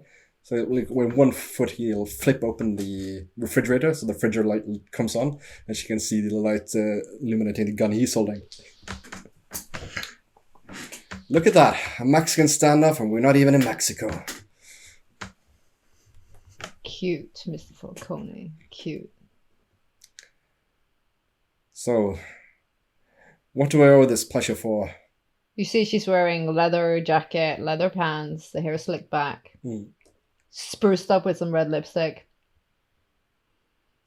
I mean, last time I checked, the Cold War was over. I think you're lying, Mr. Falcone, when it comes to whereabouts of Dimitri. I assure you I'm not lying about the whereabouts of Dimitri. I have no idea where he is, or if he indeed is dead or alive. See, that's exactly what I would say if I was in your shoes, because it's a bit of a fucking clusterfuck, isn't it? Yeah, Dimitri really fucked up. And I'm gonna be the one who's gonna pay the price for it, isn't it? Oh, Jesus, the gun is like... I would watch my tongue if I was you, Mr. Falcone. You're gonna do whatever you're gonna do, no matter what I say. That's not gonna change anything. I could just put a bullet in your head right now. Yeah, Call if I it don't. an accident. Maybe you fell on it. Or I could shoot something off that you really, really care about. Honey, you won't even fit my ego with that thing. Oh! I'm sure you, it quite turned up the second I saw the gun. It's like stepping into cold water, you know. Instant retraction. She's like, God, he's weird. All right. That's what you do. You gotta unbalance them. Weirder. Yeah, you gotta unbalance. You gotta knock them off the feet, keep them unbalanced. You hear knocking on your door. You see the well, this is awkward. That's what I'm saying. 1 minute. Who is it? Miss Masters. And he's like, okay, we can talk more. Like he says quietly, we can talk about this another time, but I suggest you put that thing away and leave immediately, or else I cannot vouch for your safety. And he's being dead-cently sincere about that. Like he's not trying to be tough about him. He's stating it so matter-of-factly and so honestly as long as he can be without this exposing Miss Master's nature. But he says in a way that makes it clear that he's more scared of Miss Masters than he is of her, and she's the one with a gun. She's like, Miss Masters, your client? Yeah, I think we need to talk to her because she was there, wasn't she? Okay, but remember, you asked for this. And he puts the gun away. She's a bit puzzled. And he walks over and... she shifts and she stands up a little bit. She just puts down the whiskey glass and she has the gun. 9mm, straight at you. He opened the door. Ah, Miss Masters, what do I owe this pleasure? You see she looks like ice queen beauty, like dressed in all this beautiful white fur. Her hair is ordained beautifully. And she looks at you. You have company, Christopher. Yes, I have an uninvited guests here wishing to discuss some matters related to my service to you. I would not have opened the door if I thought you were in any danger, Miss Masters, but if you could do me this favor and set this lady straight about one or two things, it would be grateful, appreciated. She puts a beautifully manicured hand and nails on your shoulder. And how much of a straightening out are we talking about? As she glides in and gently shuts the door behind her as she walks Well, into. you see, this lady here works for a certain Russian individual whose cousin was the one that, well, gay crashed our little job the other day, if you remember. She's not satisfied with my explanation that I've explained to her that I have no idea what happened to her friend, Mr. Dmitri. Peculiar. The one who tried to steal a painting, if you remember. Yes, I'm considering my options, Mr. Falcone. How important is this individual? You see the enforcer with the gun is like, lady, I'm not loving your fucking attitude right now. Well, and she's like, gun to your head. Well, I would very much like for her to, well, let's say, leave this apartment alive and well, because if anything was to happen to her, I would once again be blamelessly blamed for something that I had nothing to do. Ah, I see. It's planning ahead. Very clever from Mr. Falcone. But if there's something you wish to have said or done, this is definitely the time for it. Well, let's ask her what her question is then, and take it from there. And I turn towards her. Well, you have my employee here, another witness to what happened when Dmitri assaulted us. Perhaps you'll take her word over mine. She again, the enforcer. What happened to Dmitri? I don't know. Nor do I particularly care. It's like, I do not believe any of you guys. You are lying. I don't know what scheme you guys are up to, but you are hiding his whereabouts or his body. And I want to know, and I want to know goddamn now. You have about 3 fucking seconds before I start removing shit from your person. And with that, I mean, you're gonna have some holes in you. Wrong answer. You see, like, it's like, ooh, it's been a minute. It's been a minute. Like, is this what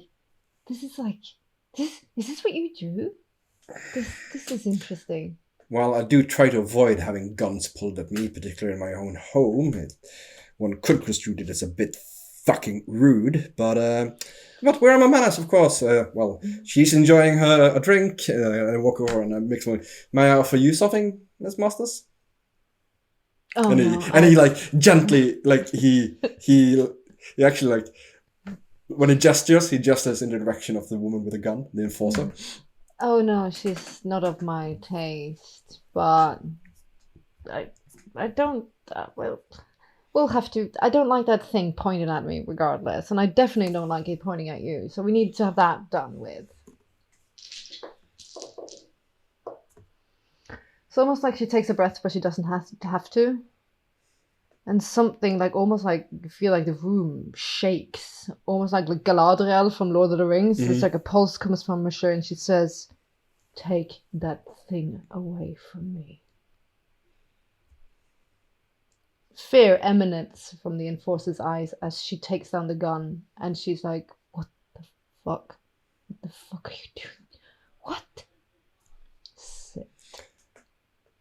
I'll, like, with the glass in his hand, Christopher will walk over and just kick the gun away from the seating area, from the sofa, like the chair, towards the window or something, away from the lady and her knees.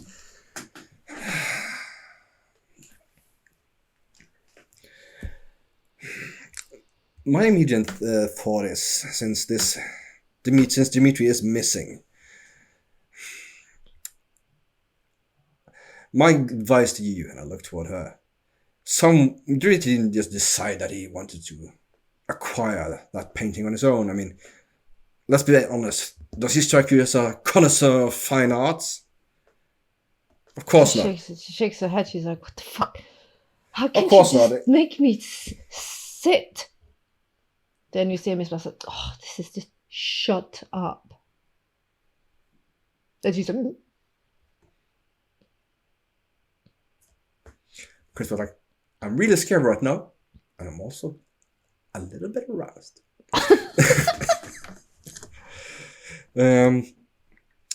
Somebody paid Dimitri to go after that painting. I'm guessing whoever did so didn't particularly like his failing to acquire it. If you want to know where he is, I suggest you find out who hired him. she looks terrified. She's listening, but it's like you see sweat pebbles like dripping down the side of her face. For I assure you, I have no idea where Mr. Dimitri is. I would like to know, and would very much like for him to reappear, as that would solve my particular problem, but, well, there it is. You play with the cards that are dealt to you. Miss Masters glides into the room. You made a very interesting point, Christopher, one that hasn't really come to mind because so much has been going on. Yes, I would very much like to know what this Dimitri, why he was so concerned about a painting. Because he was like just a Russian thug. What the hell do they care about them things? They're concerned about other stuff. Fine arts is not particularly high on the list of theft now.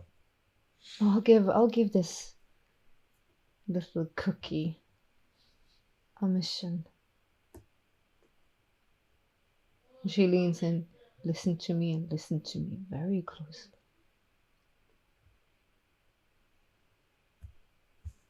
When you close your eyes, you're only going to remember one thing.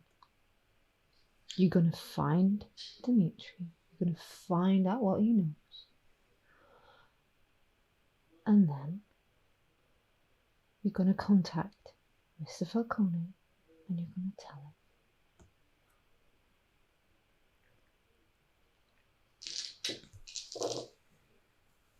I'm going to take a picture of how I'm rolling because now I'm rolling.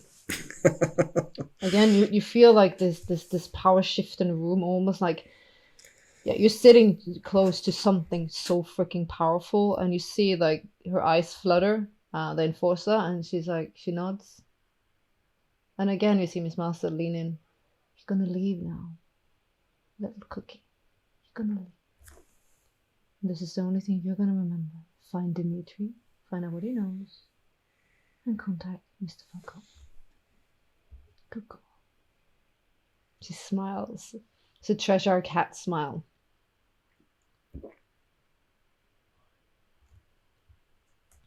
You see the enforcer gets up and just heads for the door. Calmly. Right. Well, I do believe I can say with complete and utter honesty, Miss Master, I am absolutely thrilled to see you. He smiles. Like,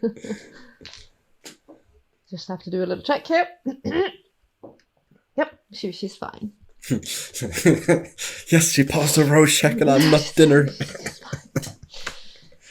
I'm very invested in your future, Christopher. Very invested. I see so much potential and so much of myself in you. I would never let anything happen to you at this point. I think our flattered. destiny, I think our existence are now intertwined. In my years walking this earth, I've yet to find someone that I deemed worthy. And you, Christopher Falcone, I think have great potential to do many, many great things. Well, this is an unexpected praise. Actually, not. Oh, come now! Don't be shy. Oh no, I'm not shy at all. I mean, I do believe what you say is fairly accurate representation of my skill set, you might say. But I hadn't expected to see you again so soon. I think it's important that you understand the levels of my intentions with you. She picks up the glass that the enforcer had and she puts it in the sink. I think you understand that I see a future for you. A great and long future for you. I think I can open up the world to you as you never ever expected it to be. And this gift, this honor, is it solely based on potential, or is there some other reason that I should be deemed worthy of such a, confidence? Oh, it's on your merits alone. By now, you're probably aware that we have had dealings before. I suspected. Let me put it this way. Memory is an interesting thing. And how easy it is not to question what you know. I mean, I'd like to think of myself as a fairly intelligent and observant person, but in all my time of wondering how to repay the debt I had incurred to you, I've forgotten the most important question I should have been asking myself all along. How on earth did a guy like me end up not alone meeting, but borrowing money from a lady of your stature? That tale is a long tale. I'd imagine it would be, but something tells me that I don't know. There's a certain feeling that we have known each other far longer than or if not exactly known each other, that you have known of me for longer than I could imagine. Yeah, she walks through the room as she puts on gloves. She walks very, very, very close. Mm. And we know each other well, Christopher. Very well indeed. And we're going to get to know each other even more intimately in the future. She smiles. She smells of vanilla and something else spicy. She's very intoxicating to be this close to. Also, is very terrifying. Oh yeah. Well, I'm sure I'll be delighted. Just one or two things, though. There's one more. Well, let's just say that the whole business with this intruder could prove to end up benefiting you as well as you're getting her out of here benefited me. So I'm sure we'll be more or less equal on that part. But I would like to ask for one thing. Know that we're just two of us, and we're speaking so plainly. Oh, we're friendly, Christopher. My two friends. She picks off imaginary lint off your shirt as she brushes it. Yeah. My Siobhan and Sean. Yes. I would... Because I understand that, much like my family's little affair,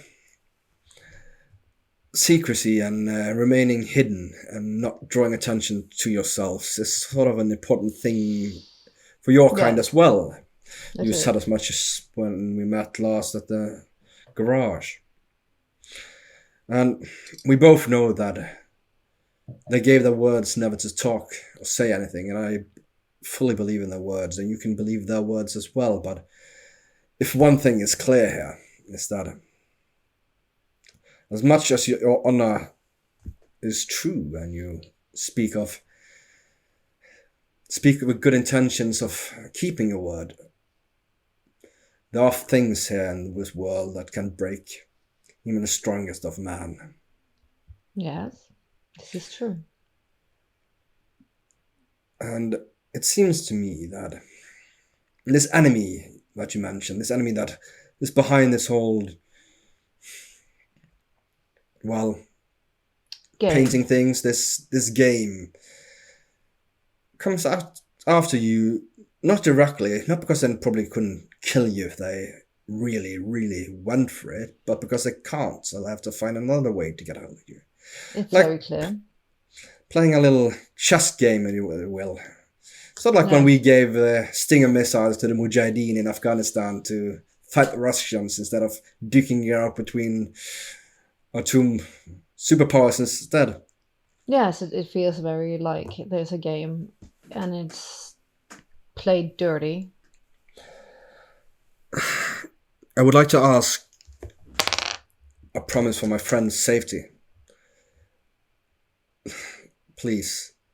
I don't know what your intentions are towards them, if you even particularly care much about them. I do believe that Dean might have taken a bit of an interest to Sean, but Oh, most definitely. you can trust them is what I'm saying. But what I'm saying is that there are different ways to protecting yourself than having someone removed or harmed. If you can, let's say, I'll give you this, Christopher. I'll give you this. If no hands is raised against me or you, no hand will I raise against them. thank you. And Is it breached? well, Then so be it. from what I just witnessed now, and from what you've told me, there's also a potential different option. One cannot divulge information one do not know one has Something to think about. as an For alternative if push comes to shove. We'll give it thought. Oh, thank you. Oh, and where my manner again? It seems rather impolite of me to have offered you something which did not agree with you. Perhaps I could interest you in something else. Well, if you're so inclined. You feel her Well, hand glide up beneath your neck, and you feel like her hand with a glove just tilts your head a little bit to the side. Just a little something for the road. Well, I'm having a nightcap. Why shouldn't you? You go into, and the sensation is addictive because it feels like you're just falling into pure pleasure. And the moment you feel like, oh my god, this is the best feeling ever, it stops.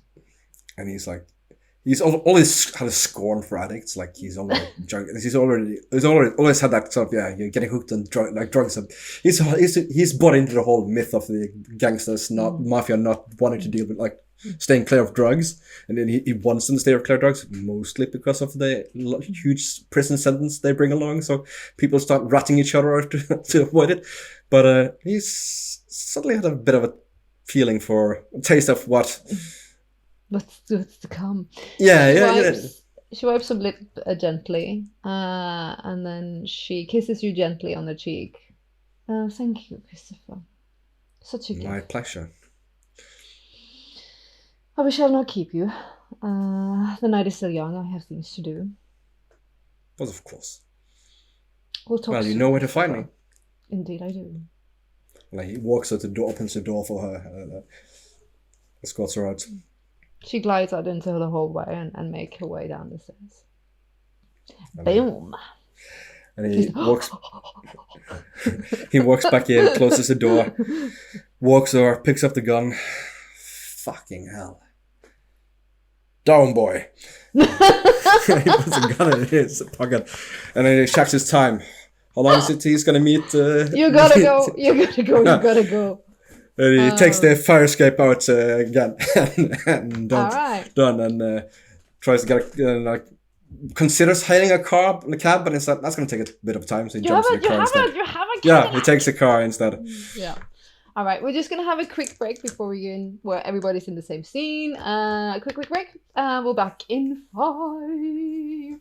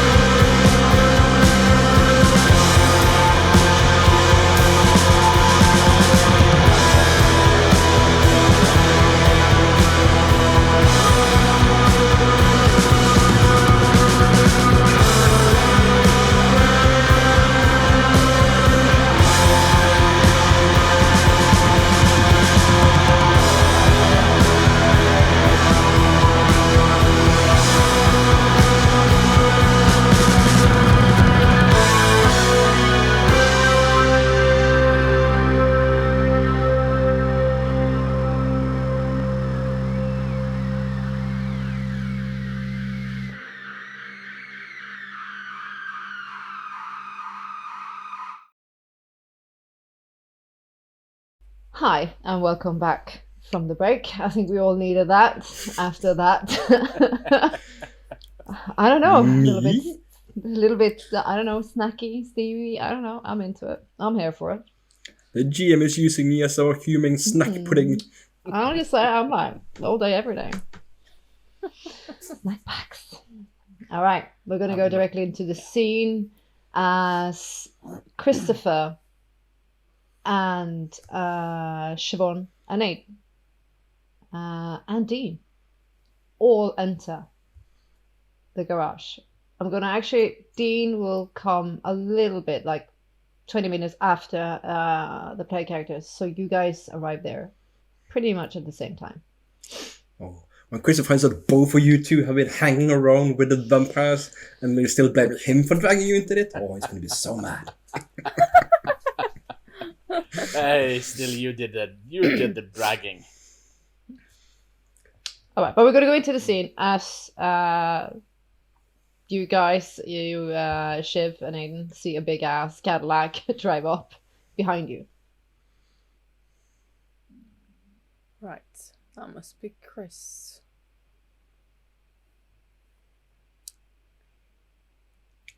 I'll get out and I'll be greeted by... Yeah. Sean. Yep. And you see Aiden gets out of the driving seat and Shiv gets out of the passenger seat in a very fancy dress. I'm like, Chris, like, for a second, like, the fuck? And he shoots Sean a glance. I mouth the word date.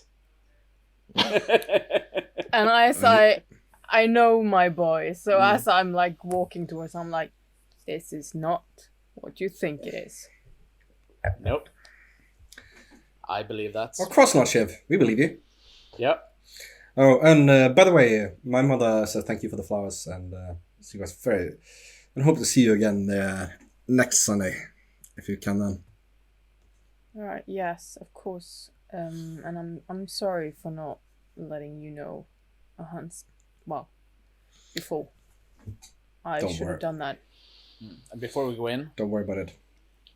guys, before we go in, Angela's in there. She, Right. of course, know nothing about the ARG thing.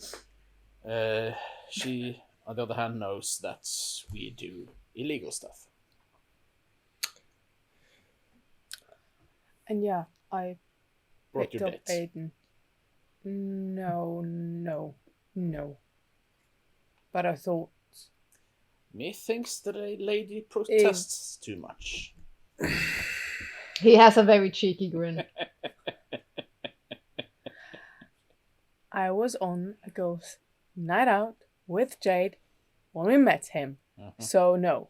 And Chris, Jade expects you to call her on a date this week. Yeah, yes, that I will. Just I'm a man of my word. I'm gonna keep it.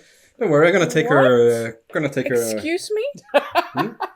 What? Wait, but, People, we have serious I mean, matters to- I take Jade to be quite impulsive when it comes to men, but you? It was your She put me on the spot! What can I do? I mean, it'd be rude to say no. This And she's better quite not good at- be she's- Zoe all over again. And if it is, I will Hey. kick you in the balls. Hey, let's just get this one thing clear. I was not the one that broke off with Zoe. She's the one that did the breaking there, okay? All I'm saying. Because and you didn't let me have remind the you, fucking you were balls the to one do that it, insisted on Chris. setting us up in the first place. You were the ones that kept my friend and his million friend that keep introducing us, keep suddenly meeting her when we were out. I was still maintain 16. I'm completely innocent in that. Sorry, but what the hell? Okay. Don't worry. Ignore this. I'm turning to... Sorry. Oh, I'm highly Family entertained, stuff. he says. I'm highly entertained. Oh, really? I thought such small, petty human squabbles would be beneath you. Oh, I'm sure I can get you and Jade a table at La Dolce Vita. Really? Well, that would be most appreciated. And as we start walking in, That sounds splendid. I do believe, Miss Price, this might be the beginning of a beautiful friendship. Right. Yeah, And he looked at the way at through Shiv. Italians' hearts is through their stomach or their wallets. Really, my mother usually said it's between the third and the fourth rib. It's also Right. that. So Never, ever piss off a Nepalese woman.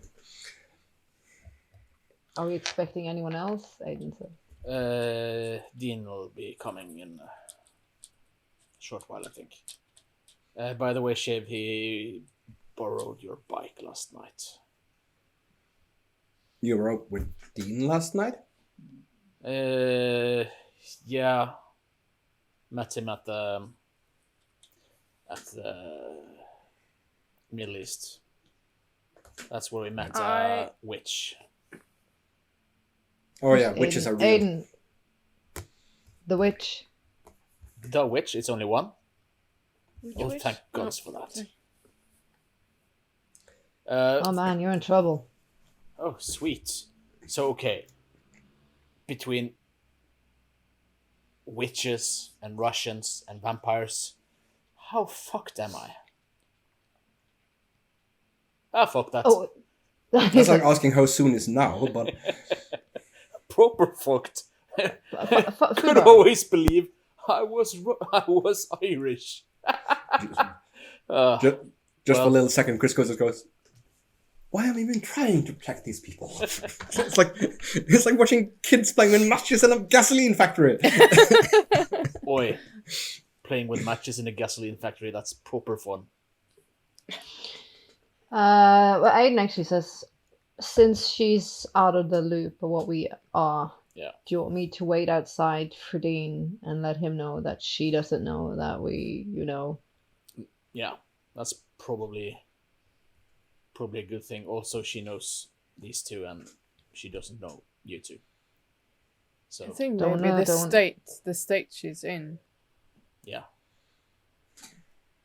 just send me a text and I'll introduce you. No worries. I'll wait for Dean. Sweet. Well, when we walk in, He's not as bad as I thought he was. I'm telling you, shit. Actually, now it looks like a decent He fella. is something. I'm not sure yet. So, does he like photographies? Nudge, nudge, wink, wink. something Does he like tells me photographies? Right? there can be many faces. One more thing. Once again, I was not on a date with him. Yeah, I know what it looks like. yeah. No, I believe you. I generally believe you. I mean it. I'm not judging. Not judging at all. I mean, I'm not the type of person who, Goes on dates. well, He generally skips that part. That's true. Yeah. not necessarily. Yeah, and also, when do I not disclose everything to you guys? Ah, that's true. Painfully so. Chris just takes a step I mean, I forward can and make up shit if you want, but it's but, not going to be the truth.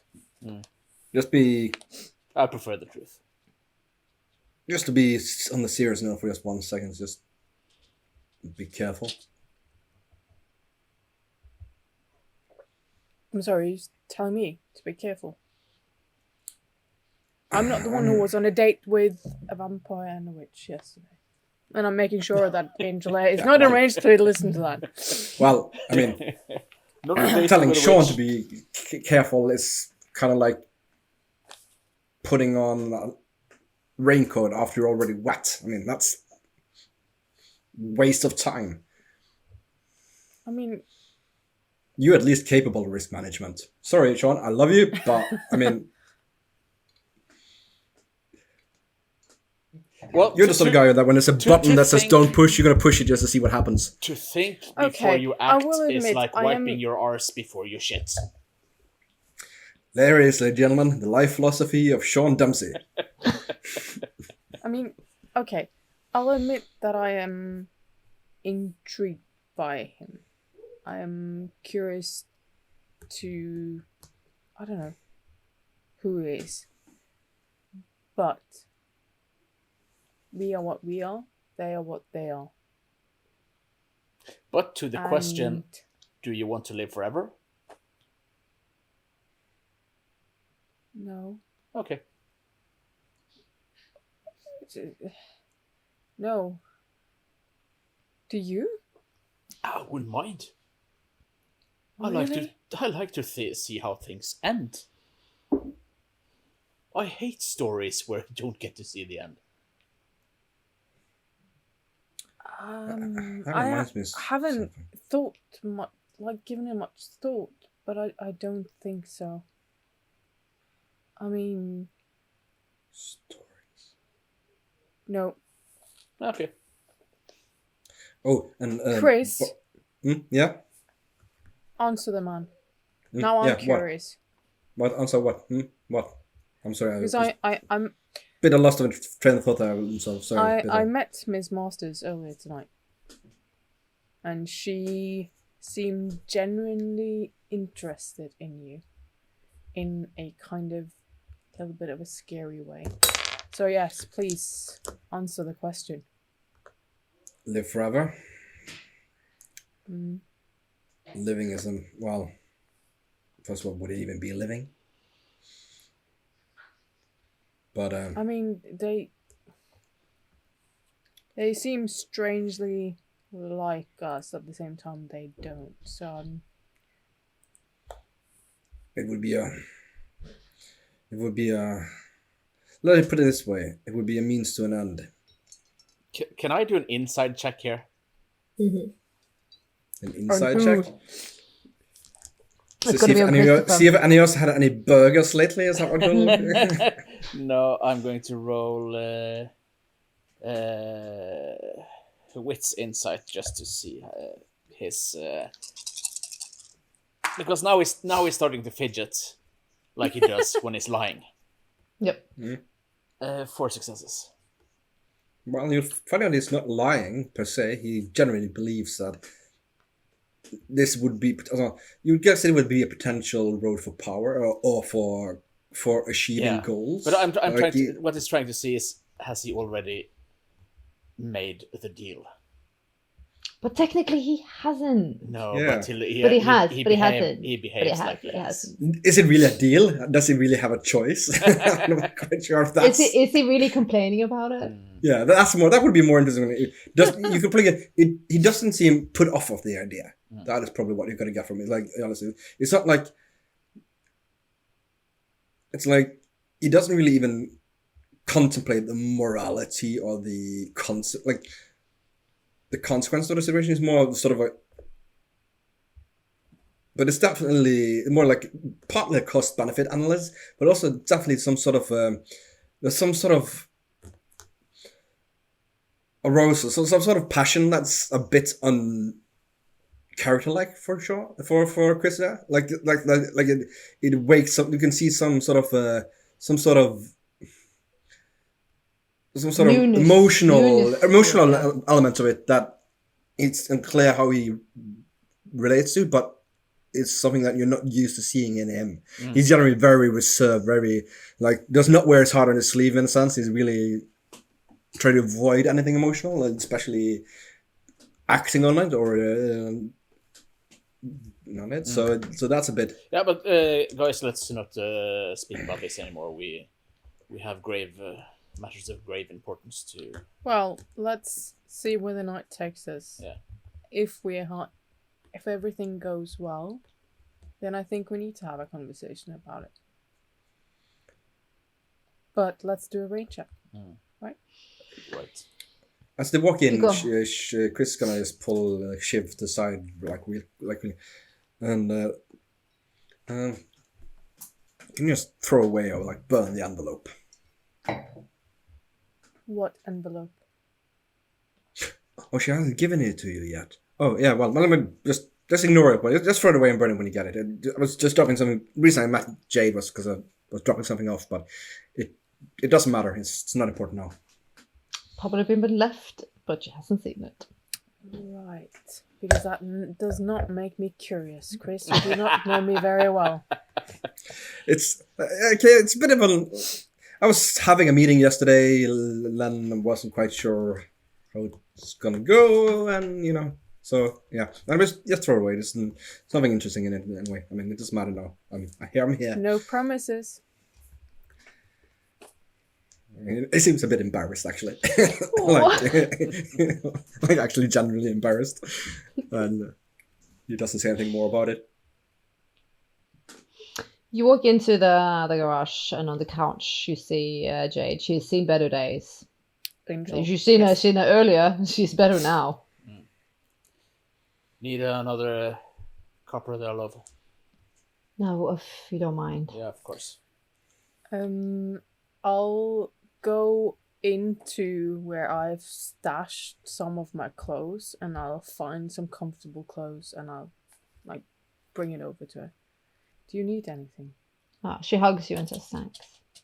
There is makeup, and there is everything you need. I don't care about that right now. None of that's important. Of course not. I didn't mean to imply. No, I thank you. You just want to give me comfort, and I appreciate it. It's just my mind is racing with all the horror. She relays the story as you guys have listened to when it's been told to him.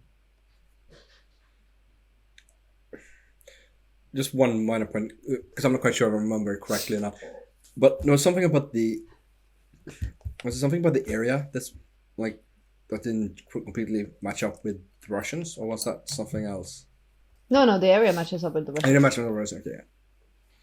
Has she mentioned any specific Russian people involved? She doesn't know the names. She would recognize them for sure. She remembers a blonde lady was a part of her abduction. Tall, thin. Yeah. Vasili's enforcer. I think they called her. That's the only name. Nikita or Nikki. I'm not sure. I don't know her name, but I believe I know the lady you're talking about. She's an enforcer. I think she either Mr. Vasily is, or perhaps Dimitri's enforcer. Can I do an in check on the name, if that rings a bell for me? Yep. In streetwise or in anything else? I have no clue what int I have from sleeping with a man. Oh, yeah, because you tangoed with Dimitri. Yes, you did. What? You didn't catch that at the time? Oh, yeah, no. The gold sweet? Chris is just in denial. Sorry, I don't know what I'm rolling on, except int. In streetwise, for example? Yeah. 3. Of your dealings with Dimitri? No, not really, no. That's fine. That's why, Chris, if this is going to start shite with the Russians, then if you want to step out, I don't blame you. I can't. Okay, let me put it this way. First of all, I wouldn't worry too much about this lady right here and now. Whatever happens, let her. Don't go after her. That's what we might. She's not only would stir up a shitload of problems. She's connected, but we might have some interest in her finding out what happened to Dimitri, because as long as he's missing and his fate is unclear, I'm the one that's going to be on the hook for that. So if I want to be insured to live out the year, Dimitri better damn well reappear, or at least if he's dead, like real people kill him, brought to justice, because otherwise I'm pretty much fucked. Yeah. I mean, yeah, we poured them off and claimed peace, but Russians got a long memory. And you expect him to be part of this plot? No. Well, Russians are deep into prostitution I make a lot of money for that. Like, they bring girls over from the East Bloc, from former Soviet countries, like from the Balkans and the areas around there. It's a big business for them. Like, a lot of, like, human trafficking. That's a lot of money for them. And right now, it's not. People don't really give a shit. It's drugs is the number one target by the authorities. And do we know how they pick these girls, or do we know where they keep them? I don't know where to keep them, but often they get promises of work. And this is the work they But get. not particularly, particularly much details of what work is going to be. Yeah. Then they take the passports and keep them pretty much like slaves, locked up places. I'm just thinking, like, how do they hook these girls? Like, do they pick them off the street? Do they? No, they get them from import them. They get them from the homeland. Right. They bring them Put them over in containers, ship them over. Yeah. But there must be something, Angela. There must be something though. I'm guessing that what we wanted, the end result is to help your friends. Get them out. I had a name of a girl that managed to get in contact with me. Like, she managed to get them some level of in trust. She was called Sophia, if she still lives. And she managed to get my name of some of the pimps. The Russians don't. Oh, sorry. They don't. Well, obviously they weren't her pimps, but she managed to get in contact with some of the street girls and pimps, and then they relayed my name, that I might be able to help. And I've been working with her to find a way to get them out. The authorities are not going to do shit. This was trying to figure out when there was low security, one of the locations, and try just to get them out. So we have a location. Yeah, but they shift. I only had one. Oh, the one that Sophia gave me that they were going to be that day. Right. I know, like I told them, they moved them around in this fake ass laundromat van called Bubble Wash. I turned to Chris and Sean. Okay, surveillance is not specifically any of our expertise, but we know someone who helped us previously. Yeah. And these people owes us favors. I'm just plural. Unless like I wouldn't know how to get this information. Not now, not today.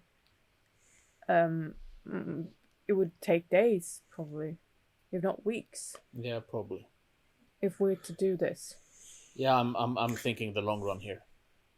And I'm also thinking if there's nothing actionable for us tonight, maybe we should let the two help us off the hook if we're not expecting them to actually do anything. I want to. I don't want to owe them more than. Well, I don't want to owe them anything. No, well, we don't owe them anything. They owe us. Proper owe us. Yeah. Sure, but they might not view it the same way. So I'm just. What's the plan here? Three things. The plan here is to make a plan, to figure out where we can go from here. Okay, three things there. One, the foreigners won't do shit, as you said, but they can do. I mean, if you find out where they are, we can get them to do the work for us.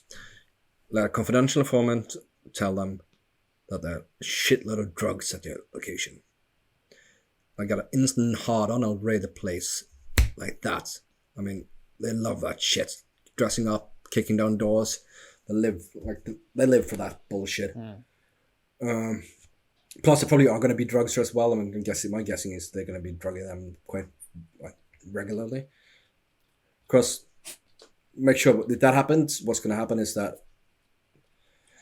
they might be interested in building a RICO case by that further testimonies for organized prostitution. That's a bit of dicey. I mean, so far the Russians don't have much hold of the police departments in Boston yet. I mean, they're too violent, they're too brash, they're foreigners. I mean, it's it causes too much tension. They have no respect for police officers at all. I mean, it's just as soon as to kill a cop as bribe one. But that could be one way to do it. When it comes to our friends, two things worry me. One, like you said, is if they would see it that way, Shiv. Plus the whole owing them something again is something that might not be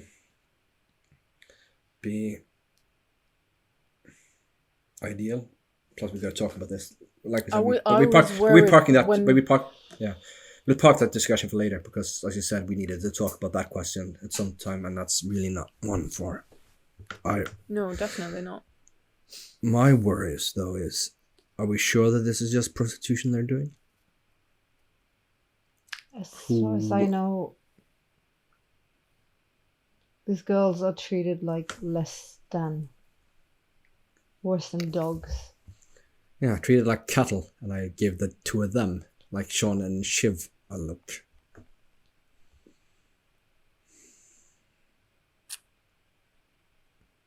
I feel I put you on. I'll excuse myself a minute so you guys can talk. No worries. But Sean, you know how I feel, right? Yeah, I know, Your and shoulder.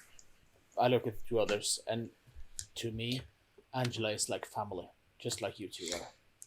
Chris walks over and puts a hand on her shoulder and says, "It's not that I don't trust you, but I might divulge some information for these people that I don't want other people to know, not because I don't trust you to keep the secret, but because it might put you in harm's way knowing it." I know, I can read a room, she says. I can read a room. I know when I should exit. And I'll just leave you with my trust and love. And Angela. Yes. If you need anything that Sean can't provide, I'll be sure to ask you. Thank you. You're kind. Just one more thing. I mean, Family's I'm not going to family. pry. I'm not going to pry anything, but the state that Sean found you in, Yes. do you have protection in case someone tries to grab you? You mean a gun? Yeah. No. He puts the hands in his pocket and pulls out the gun that he took from the Russian lady. It's not lost on us. Have you ever used one? Yeah. It's loaded and its safety is on. And there's a Ronin chamber. You might not want to carry it that way for safety reasons, but it'll help you if you have to use it. And it's clean, it can't be traced. Thank you. I'll give you guys a room.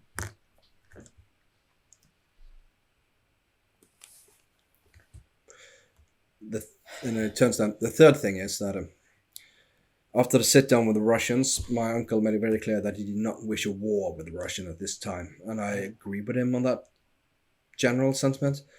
However, I'm not so sure that the boss thinks that way, and I might have an opportunity to have a sit down with Mr. Salam. He might want to have a report from me from the meeting with Vasily. Since something tells me that he's a bit more open to the idea of eliminating the Russian threat now rather than waiting. But I support my uncle's view that a war would be bad. Of course it would. But in weakening the opposition in anticipation of a potential war, that is something else. Now, if we want to use our friend's help, I don't really see any problems. I mean, they could probably just walk right in and free the girls like that. Yeah, that's what I'm thinking. Because if you use my idea of tipping off the law enforcement and having a radio place, the law enforcement, you can't trust them. I can't trust them, but even if they do the job, they'll all be just shipped up and sent back to wherever they came from. Yeah, and probably into a state that's worse than living as illegals. But if we're going to involve them, and if we're going to clean house, because it sounds like that's where it's heading. Maybe not clean house, but just at least maybe a truck napping. Right. Yeah, I think that's the point here. Delayed about if that happens. There's a couple of things that has to be real clear. First of all, it cannot be traced back to the Italians. I can't be directly involved, and we can't. Neither technically can either you because well you're associated with me, so you got to keep that part a secret as well. Of course. Second, you got to think of who could have done it, like why. And in that case, we could always do what down through the centuries has been the popular British approach and blame it on the Irish. Yeah. Sorry, or Sean, or the same people that blew up. Yeah, because they already up, interfered with the Russian side. Yep, Yeah. that's what I was thinking as well. Solo cowboys. Yeah. No one will think that. I mean, they'll think going after the girls will be no matter what happens. No one will think that anyone does that to help them. They're gonna think that's a way to stop our prostitution angle. It's a way to cut into our earnings. It's attacking us. That's how they're gonna take it. Clear it and fucking straight. Like no doubt about it. It wouldn't even enter their minds that anyone would lift a finger to help someone because of their situation. That's not going to be on their agenda. And even though we're not involved, they might easily suspect the Italians, which means it has to be a trail that leads to someone else. That's right. I don't mean to sound morbid, but were there any corpses from the other night? Yeah, a lot of them were probably offered up to the Russians as proof, but I can dig around and see if we can. I don't know. Well, I don't know where I'm going with this, but I'm just putting In it out case you there. need a body. and plus, if we decide to involve Mr. Price and Mr. Thompson, I don't know what their, for a lack of better words, and this is gonna sound like fucking corny, powers are, but I might even get someone to do it. So, like, get someone to do that, if you know what I mean. Yeah, I see you. And if that happens, well, I mean, you might be willing. Some of them might be injured or killed at the site, and the body left behind, and identified and tied to this particular organization.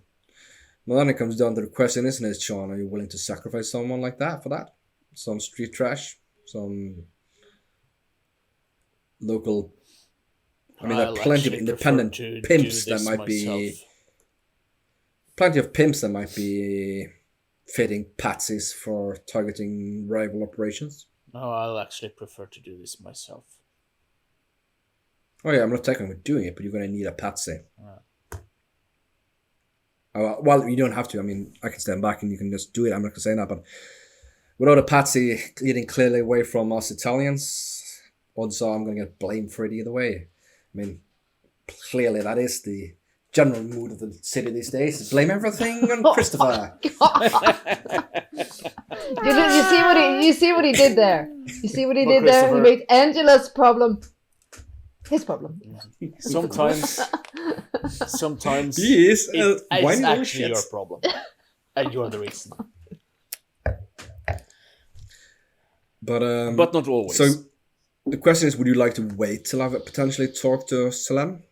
I mean, if he's interested, and you could do something with his backing, his authorization. If shit hits the fan, we would be better protected. Yeah, we still have some time, and we still need to find them. So it's not. I don't foresee this as us going out in an hour and fixing this. No, not tonight. Okay, well, no. Okay, and I think the two guys outside should know. Yeah. So we're not wasting more of their No, time. but I still want their. I haven't called them in here to do this right now. I call them here to. I'm sorry, I wasn't. To talk. Apropos that, should we have that discussion now? Is that something you guys want to have right now? Like, because clearly they are not. They probably already hear everything we say. Yeah, I don't know where they're. I would. I'm not talking about that. I'm talking about the other thing, what we talked about before we went in. Oh, that thing. What thing? Well, they're clearly not staying out of our lives, are they, Shiv? Okay, no matter what On my happens. part, I think Mr. Price is here on coincidence. I think, well, that I have something he wants. I'm not giving it to him, so he feels like he can do stuff or should do stuff in order to get what he wants. So it's Yes, that's usually how male thinks. So you're playing hard to get, and he's enjoying the game. Yeah. that's one version of it. Yes. So, I meant speed metaphorically, not So- like. so yeah, Okay, well, I don't know where I was going. in interest in full disclosure, I had a visit from Miss Masters again, dealing with what you said, Shiv, and I'd just like you both to know that you have nothing to fear from her. That is That's a 100%. different tone than what I experienced earlier tonight.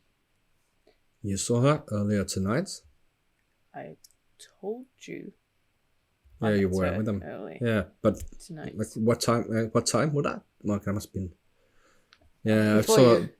Yeah, it was before, but I don't know what the time was. Yeah, but that. Yeah, and she paid me a visit afterwards. Clearly, now I have made a deal that secure yours and Sean's You like safety. making deals with her.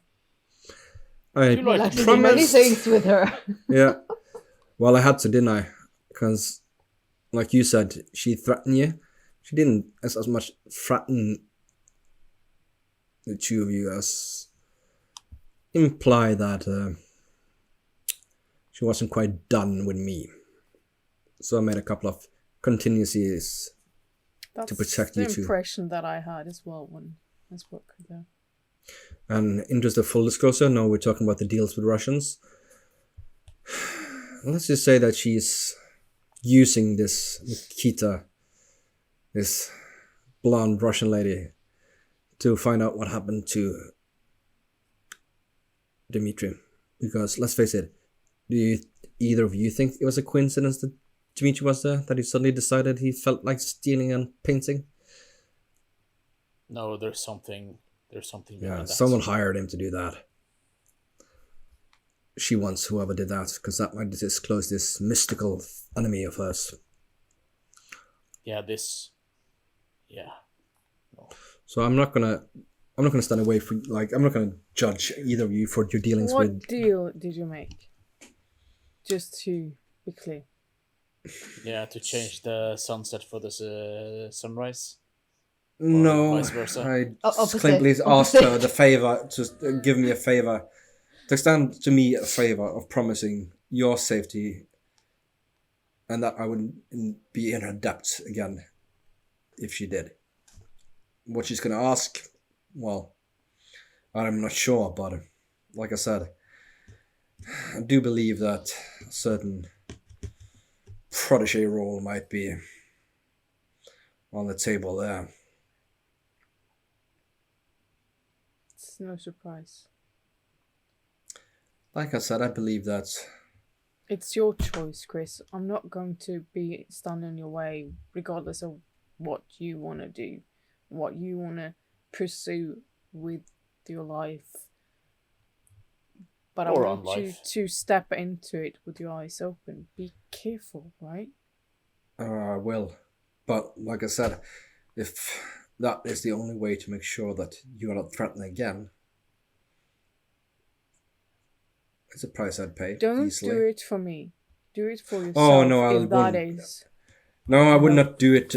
I would not do it. I want to put that upon your head, or Sean said, but I would damn make sure that it is part of the bargain if such a deal is ever struck. I mean, you might as well get the perks if you're going to go in for the. Good time. Yeah. Plus, like I said, how much free will one has in these issues is something I'm beginning to seriously wonder. Let's just say that I've seen some of the powers these people have, and I can string you like a marionette puppet, and you would even never even know it. Oh, Jesus, Jade.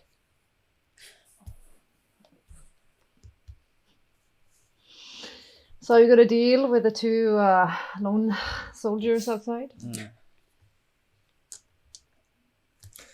Oh well. I think Bring 'em I'll in.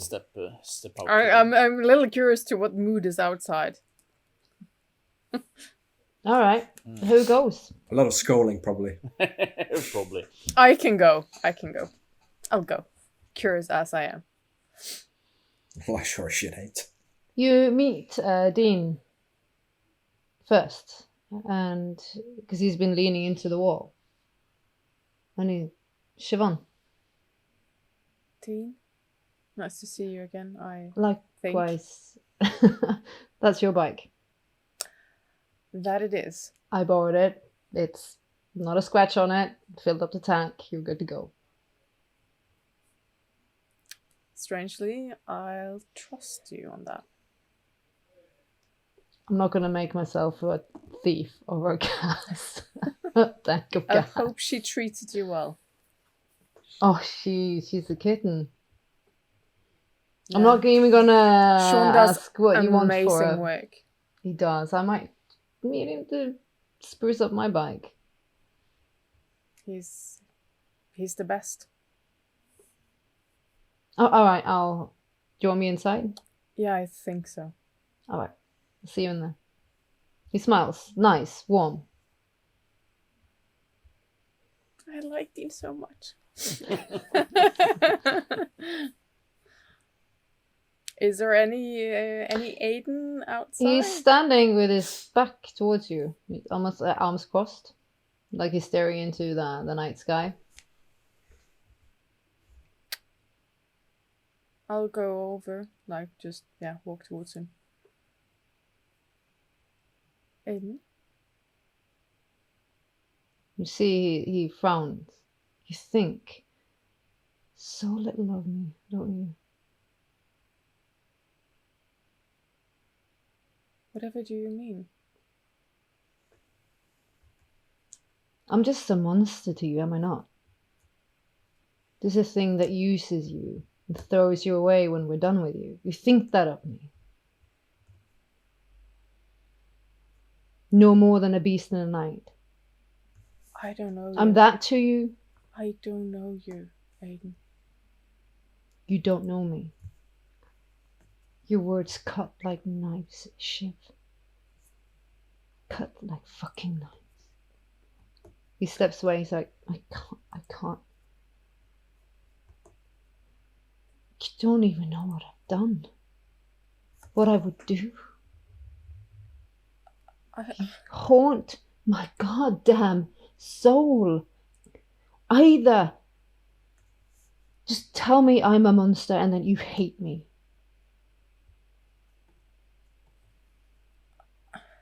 I don't understand where this is coming from. I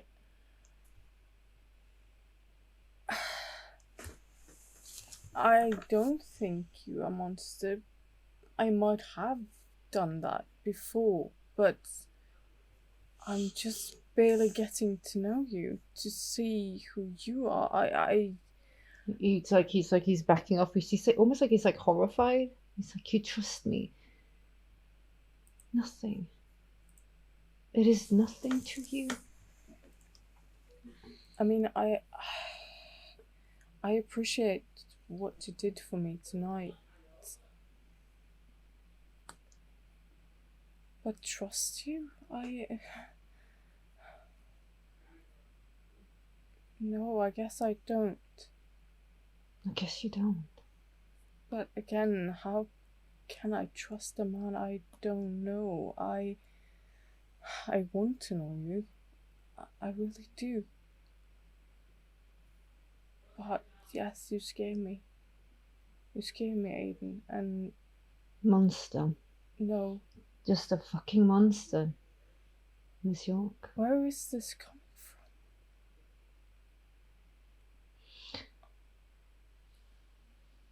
I'll leave you to your safe haven with your friends.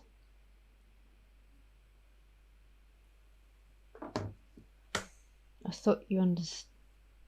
I was mistaken. I will not do the same mistake twice.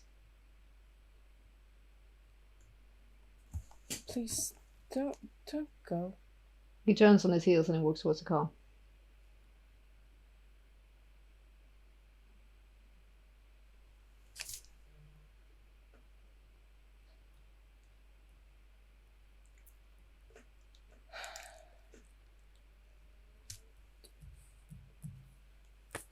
I'll let him go.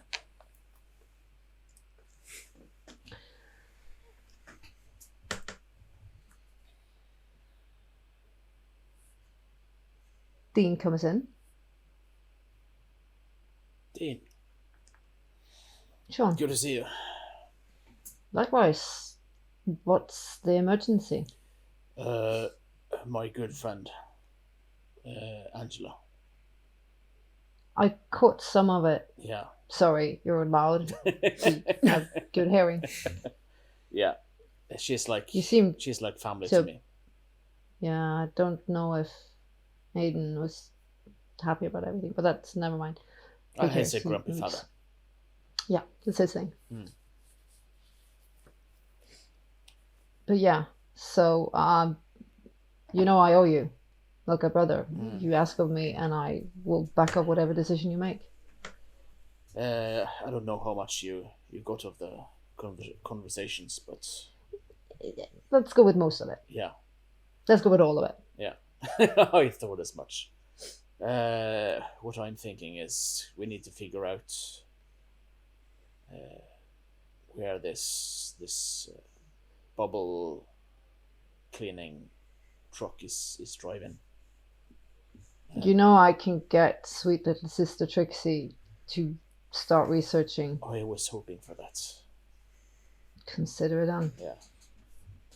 And Let's start with getting information. Let's start see if we can pinpoint this bubble wash. See if we can pinpoint from where to what, where they traffic them, and then you decide what you want to do with it. yeah, that's a good start, and that makes it gives Chris time to converse with his organization. For sure. Whatever you need. That's a start. All right, so I should get on that immediately. I'll get a hold of Trixie and see if we can Would be sweet. find some location, see what we can find. I don't do that thing she does, but she does it. Yeah, brilliant. The moment, the moment I know something, I'll call you immediately. And Chill Rice is high. Still got bubbles for her if she wants. I'm sure she'll appreciate it. I'm guessing time is of the essence, so I'll go on Always. it immediately. Mm. Christopher, Sweet. nice seeing you. Nice seeing you again, sir. And thanks. And good to see you up and back, up and about and more healthy. Yeah, He and grins. You see the canines, and he's like, it takes a little bit more than that. yeah, and also Appreciate it, the though. burn is healing up nicely. It's, Rapidly. It's a part of the package. Enjoy it Apparently while it it is. lasts, he says. Mm. All right, I'll be off. Has Shiv stood outside, or has Yeah, she, as she tends to do, lights a cigarette and slides down the garage door. So you guys probably inside, you can just like hear. she? Girl. Yeah. Yeah. Yeah, Aiden. Motherfucking drama nah. queen. Yeah. Dean goes out and he stops. He's like, for fuck's sake, I thought he was my ride. Do you mind? I'll just hold Yeah. up the keys.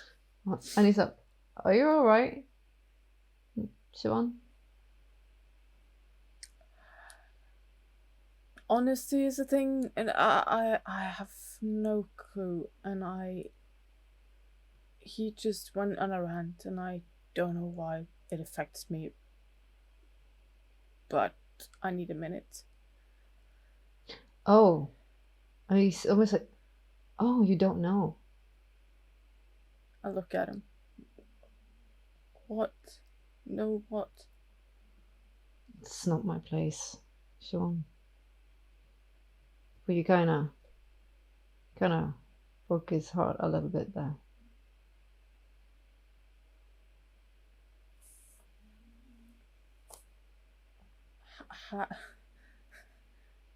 How?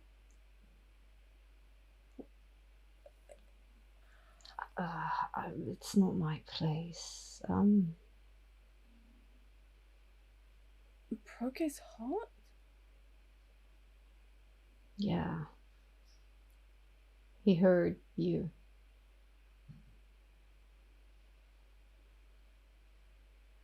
No, but it's not my place, and you don't know, so I'm not.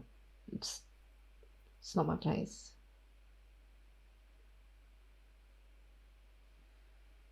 Okay.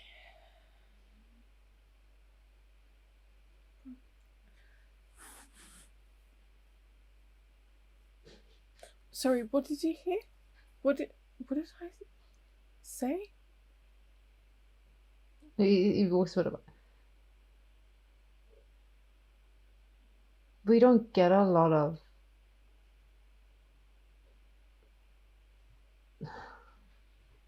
pure things in our lives, Siobhan.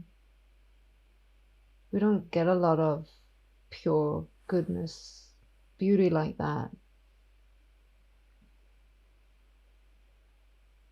So when it hits us, the few and far apart, the lucky few, it's just like me.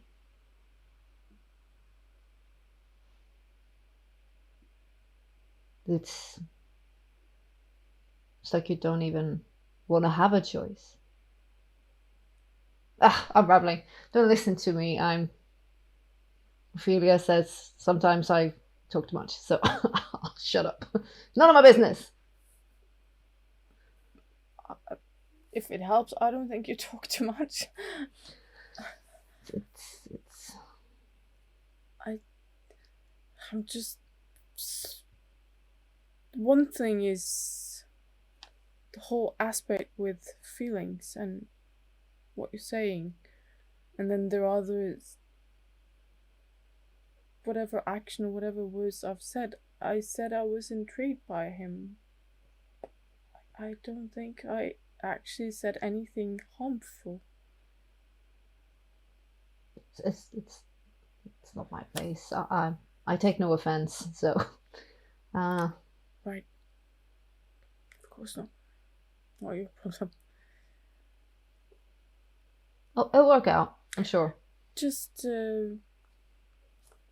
bring the bike back whenever you are done with it.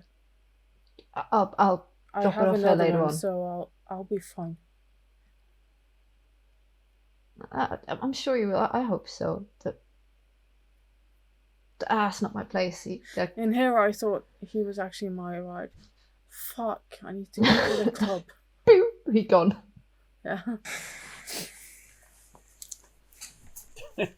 And the peanut gallery is correct. I should have done what you wrote, but I didn't see it. It was too late. And as you sit there, you hear the pounding hoofs of horses.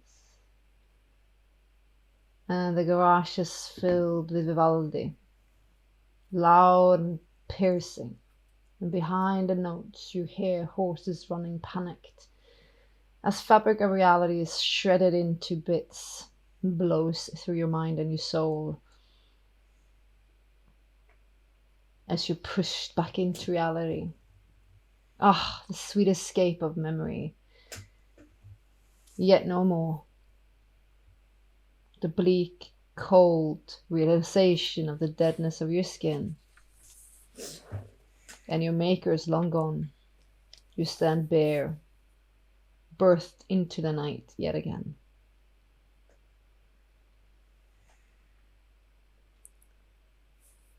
Just because I can't remember, we were in the bedroom. And Bedroom, it was a t-shirt. box of t-shirts. Yep. Or something. No, silk wrap t-shirt. Still clutching it. Middle Eastern. Bloodied. Mm.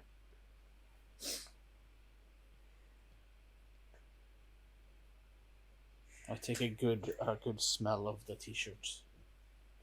It's not tender enough. Is it with those bloody horses?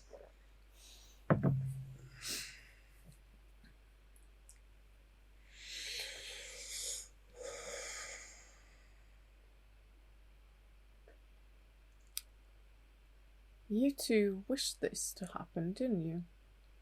You even planned for it. I think wish is the wrong word. What would you call it then? And it's very like when you look at Siobhan, she's never been a tanned chick, but gushy pale. Her eyes are even clearer. Her hair even more vibrant. Let's say She's not human. Let's say it's parts. The lesser of two evils, and part one must be done.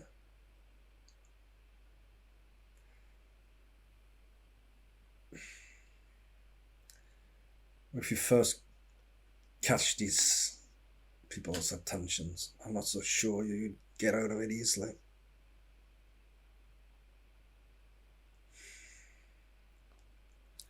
Long time ago,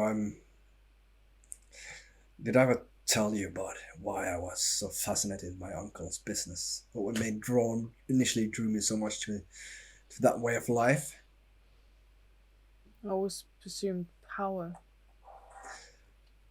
I was about, I don't remember, 7 or 8, maybe 9 or 10.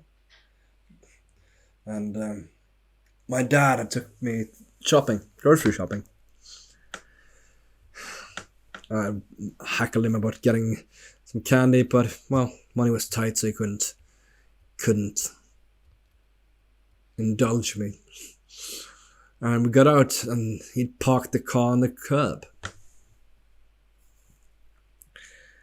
And there was this cop there writing a ticket. Well, that would have broken the bank. I mean, my father always stayed out of family business. He wanted a straight and narrow life. This time work was scarce, money was tight. Traffic ticket would have been a big deal. And there was my uncle. His fine car, expensive suit, just looking absolutely cracking. Everyone looked at him. Admiration, admire, desire. He just walked over and said hi to us, asked how his nephew was doing, and pinched my cheek. Look on that cop's face. He didn't even have to say anything.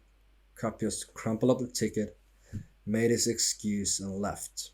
My uncle never even talked to the guy.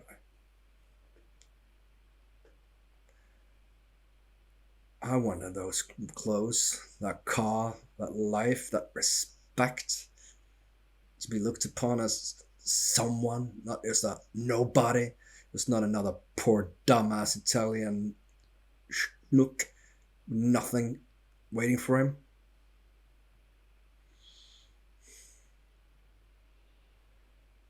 When I stood a bit more, I saw past that romantic, indulgent view.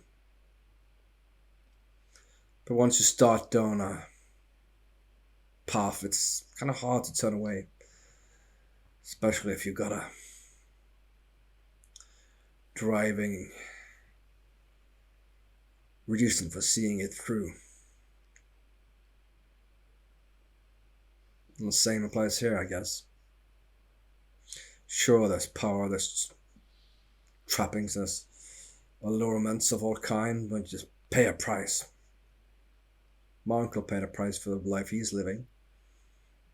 The penny might not have dropped, but it could. So yeah, chose it. In this regard, I think it found me, and I had to choose to accept it or pay the consequences of not. One thing is clear, though. This thing, like my family's thing is in dire need of some serious restructuring in order.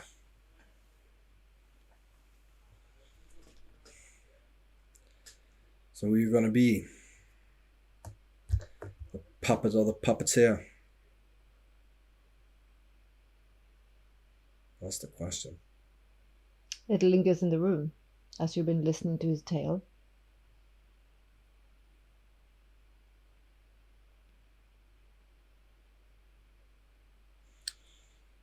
Such a Chris thing to say. Such a you worldview. I find the question of what you chose it to be more intriguing. Who says I chose this?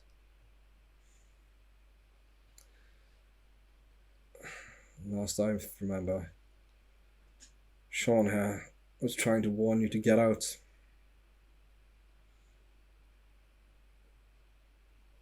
Yet, where did you go?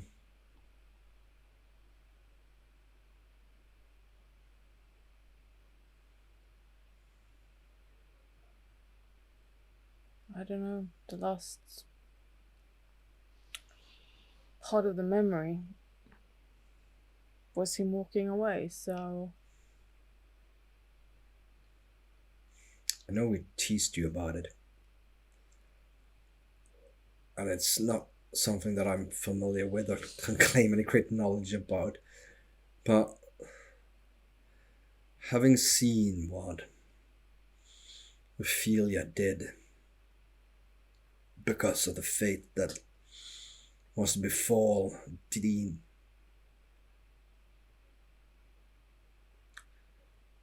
I think he actually loved you, Shiv.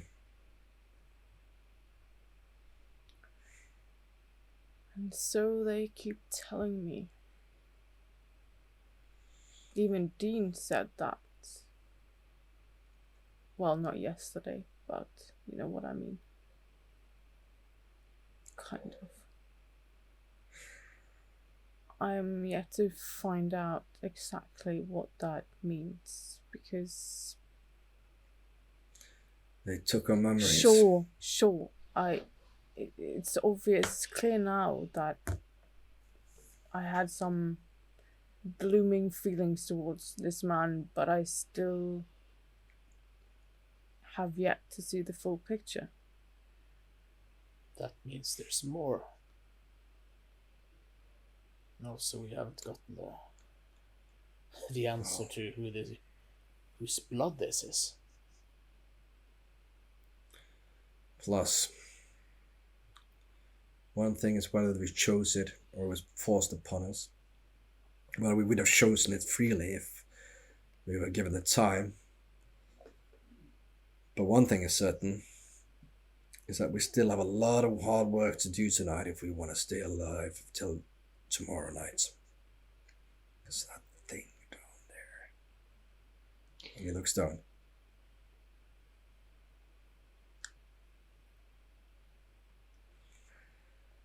So let's go chase some more memories, eh? What you say? There has to be. There has to be. And as on cue, not Trixie, you see JJ walks into the room, looking concerned, focused on the three of you. I'm sorry to say that he wishes to speak with you yet again. Well, lead on, JJ. We shall oblige him. I've been told your grandsires are on their way. Awkward.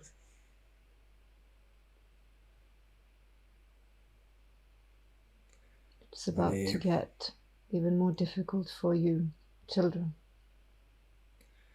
I know we have no right to ask, but Any words of advice? Keep your wits about you. Spoke when spoken to. Try to be respectful. I have compassion for you two, he looks at Sean and Siobhan. I really do. I was bound to protect Ophelia and I failed. And now that bound is to you, Christopher, and I'll do it as whatever I can to make you survive this night. And it extends to you two, as I think his fate and survival depends on yours.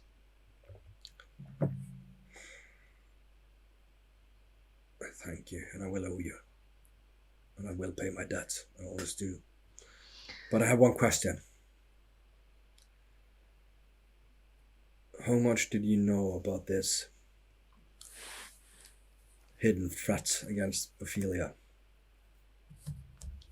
She looks to the side. Get through the night, Christopher. Just get through the night and we will speak. I will. But I only asked because I wondered how much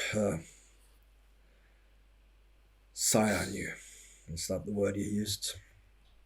Sire. Father, if you're affectionate, but sire indeed. I think we'll go with honor and respect, and not in. Family bonds you have yet not earned, sire. Exactly. Is appropriate. Would any move against Miss Masters have been a move against him as well? It is not unlikely. Again, if you survive, Christopher, this city will be forever changed by this night. There will be much more ordeals to come, the nights as follows. This is not over if you survive. It's just the mere beginning of a tidal wave of ordeals that might break you. Break the city even, I fear. Well, try to stand against a tidal wave when you were swept away. However, let the water flow around you.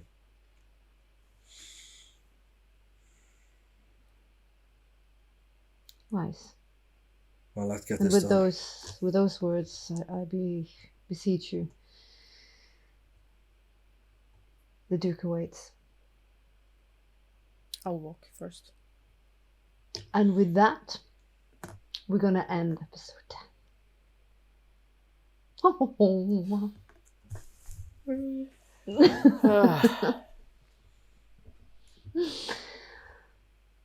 Yeah, I'm sometimes nice-ish. Ish. Yeah. Ish. What? I'm nice-ish. Ish. And believe it or not, she's the nice sister. Yeah, my I'm other not sister, sure anymore. No, I don't know. My I'm other not sister's sure a lawyer. anymore. She's scary. Who's the queen bitch from hell? Ice Queen. All right, so this was interesting, a bit intense. The story constantly evolving, and the first night is creeping towards its finale. Yeah. I'm just trying to look at when we are now and when we wake up and get a new job.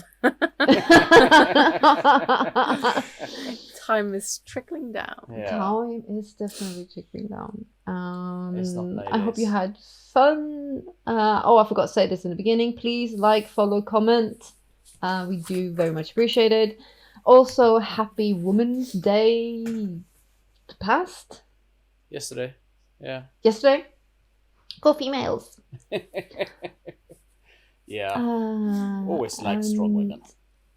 That's How why are she you? likes to break us down with drama queens and sexy men. Yeah. Yeah, Strong man and the nothing. female who break them. Yes, we're into it. I'm here for it. They are the deadlier of the species. Most definitely. Yeah. Well, yes, this was episode 10, and I hope you tune in next Tuesday. And yeah, that's it for me. If you guys want to chime in with something, feel free. I have nothing more to say. I'm afraid. That's so sad. It's like I've seen like the episode after, and every single time you guys look so downtrodden. It looks like I've been beating you for 3.5 hours, and you're like, Well, you kind of nobody have. was. I'm super animated. I look like I'm like on coke, and you guys are like, I don't want to talk about I'll it. only say wanna go one home." thing. Yeah. It's been emotional. It's been emotional, as it should be. I'm thinking it's maybe great our fun. storyteller is an emotional vampire. Like that Oh guy my in God. What We Do in the Shadows. Oh, I love that show. I love it. I'm not like him. That is creepy. I will ruin you. I'm going to feel this in the morning. Yes, you are. And it's not going to be nice. No XP It's- for it's- Ariane. It's not It's gonna a be boner minor. sensation. No. Minus Like XP. someone else. On that note, clean mind. Clean mind. Bye. Bye. Bye.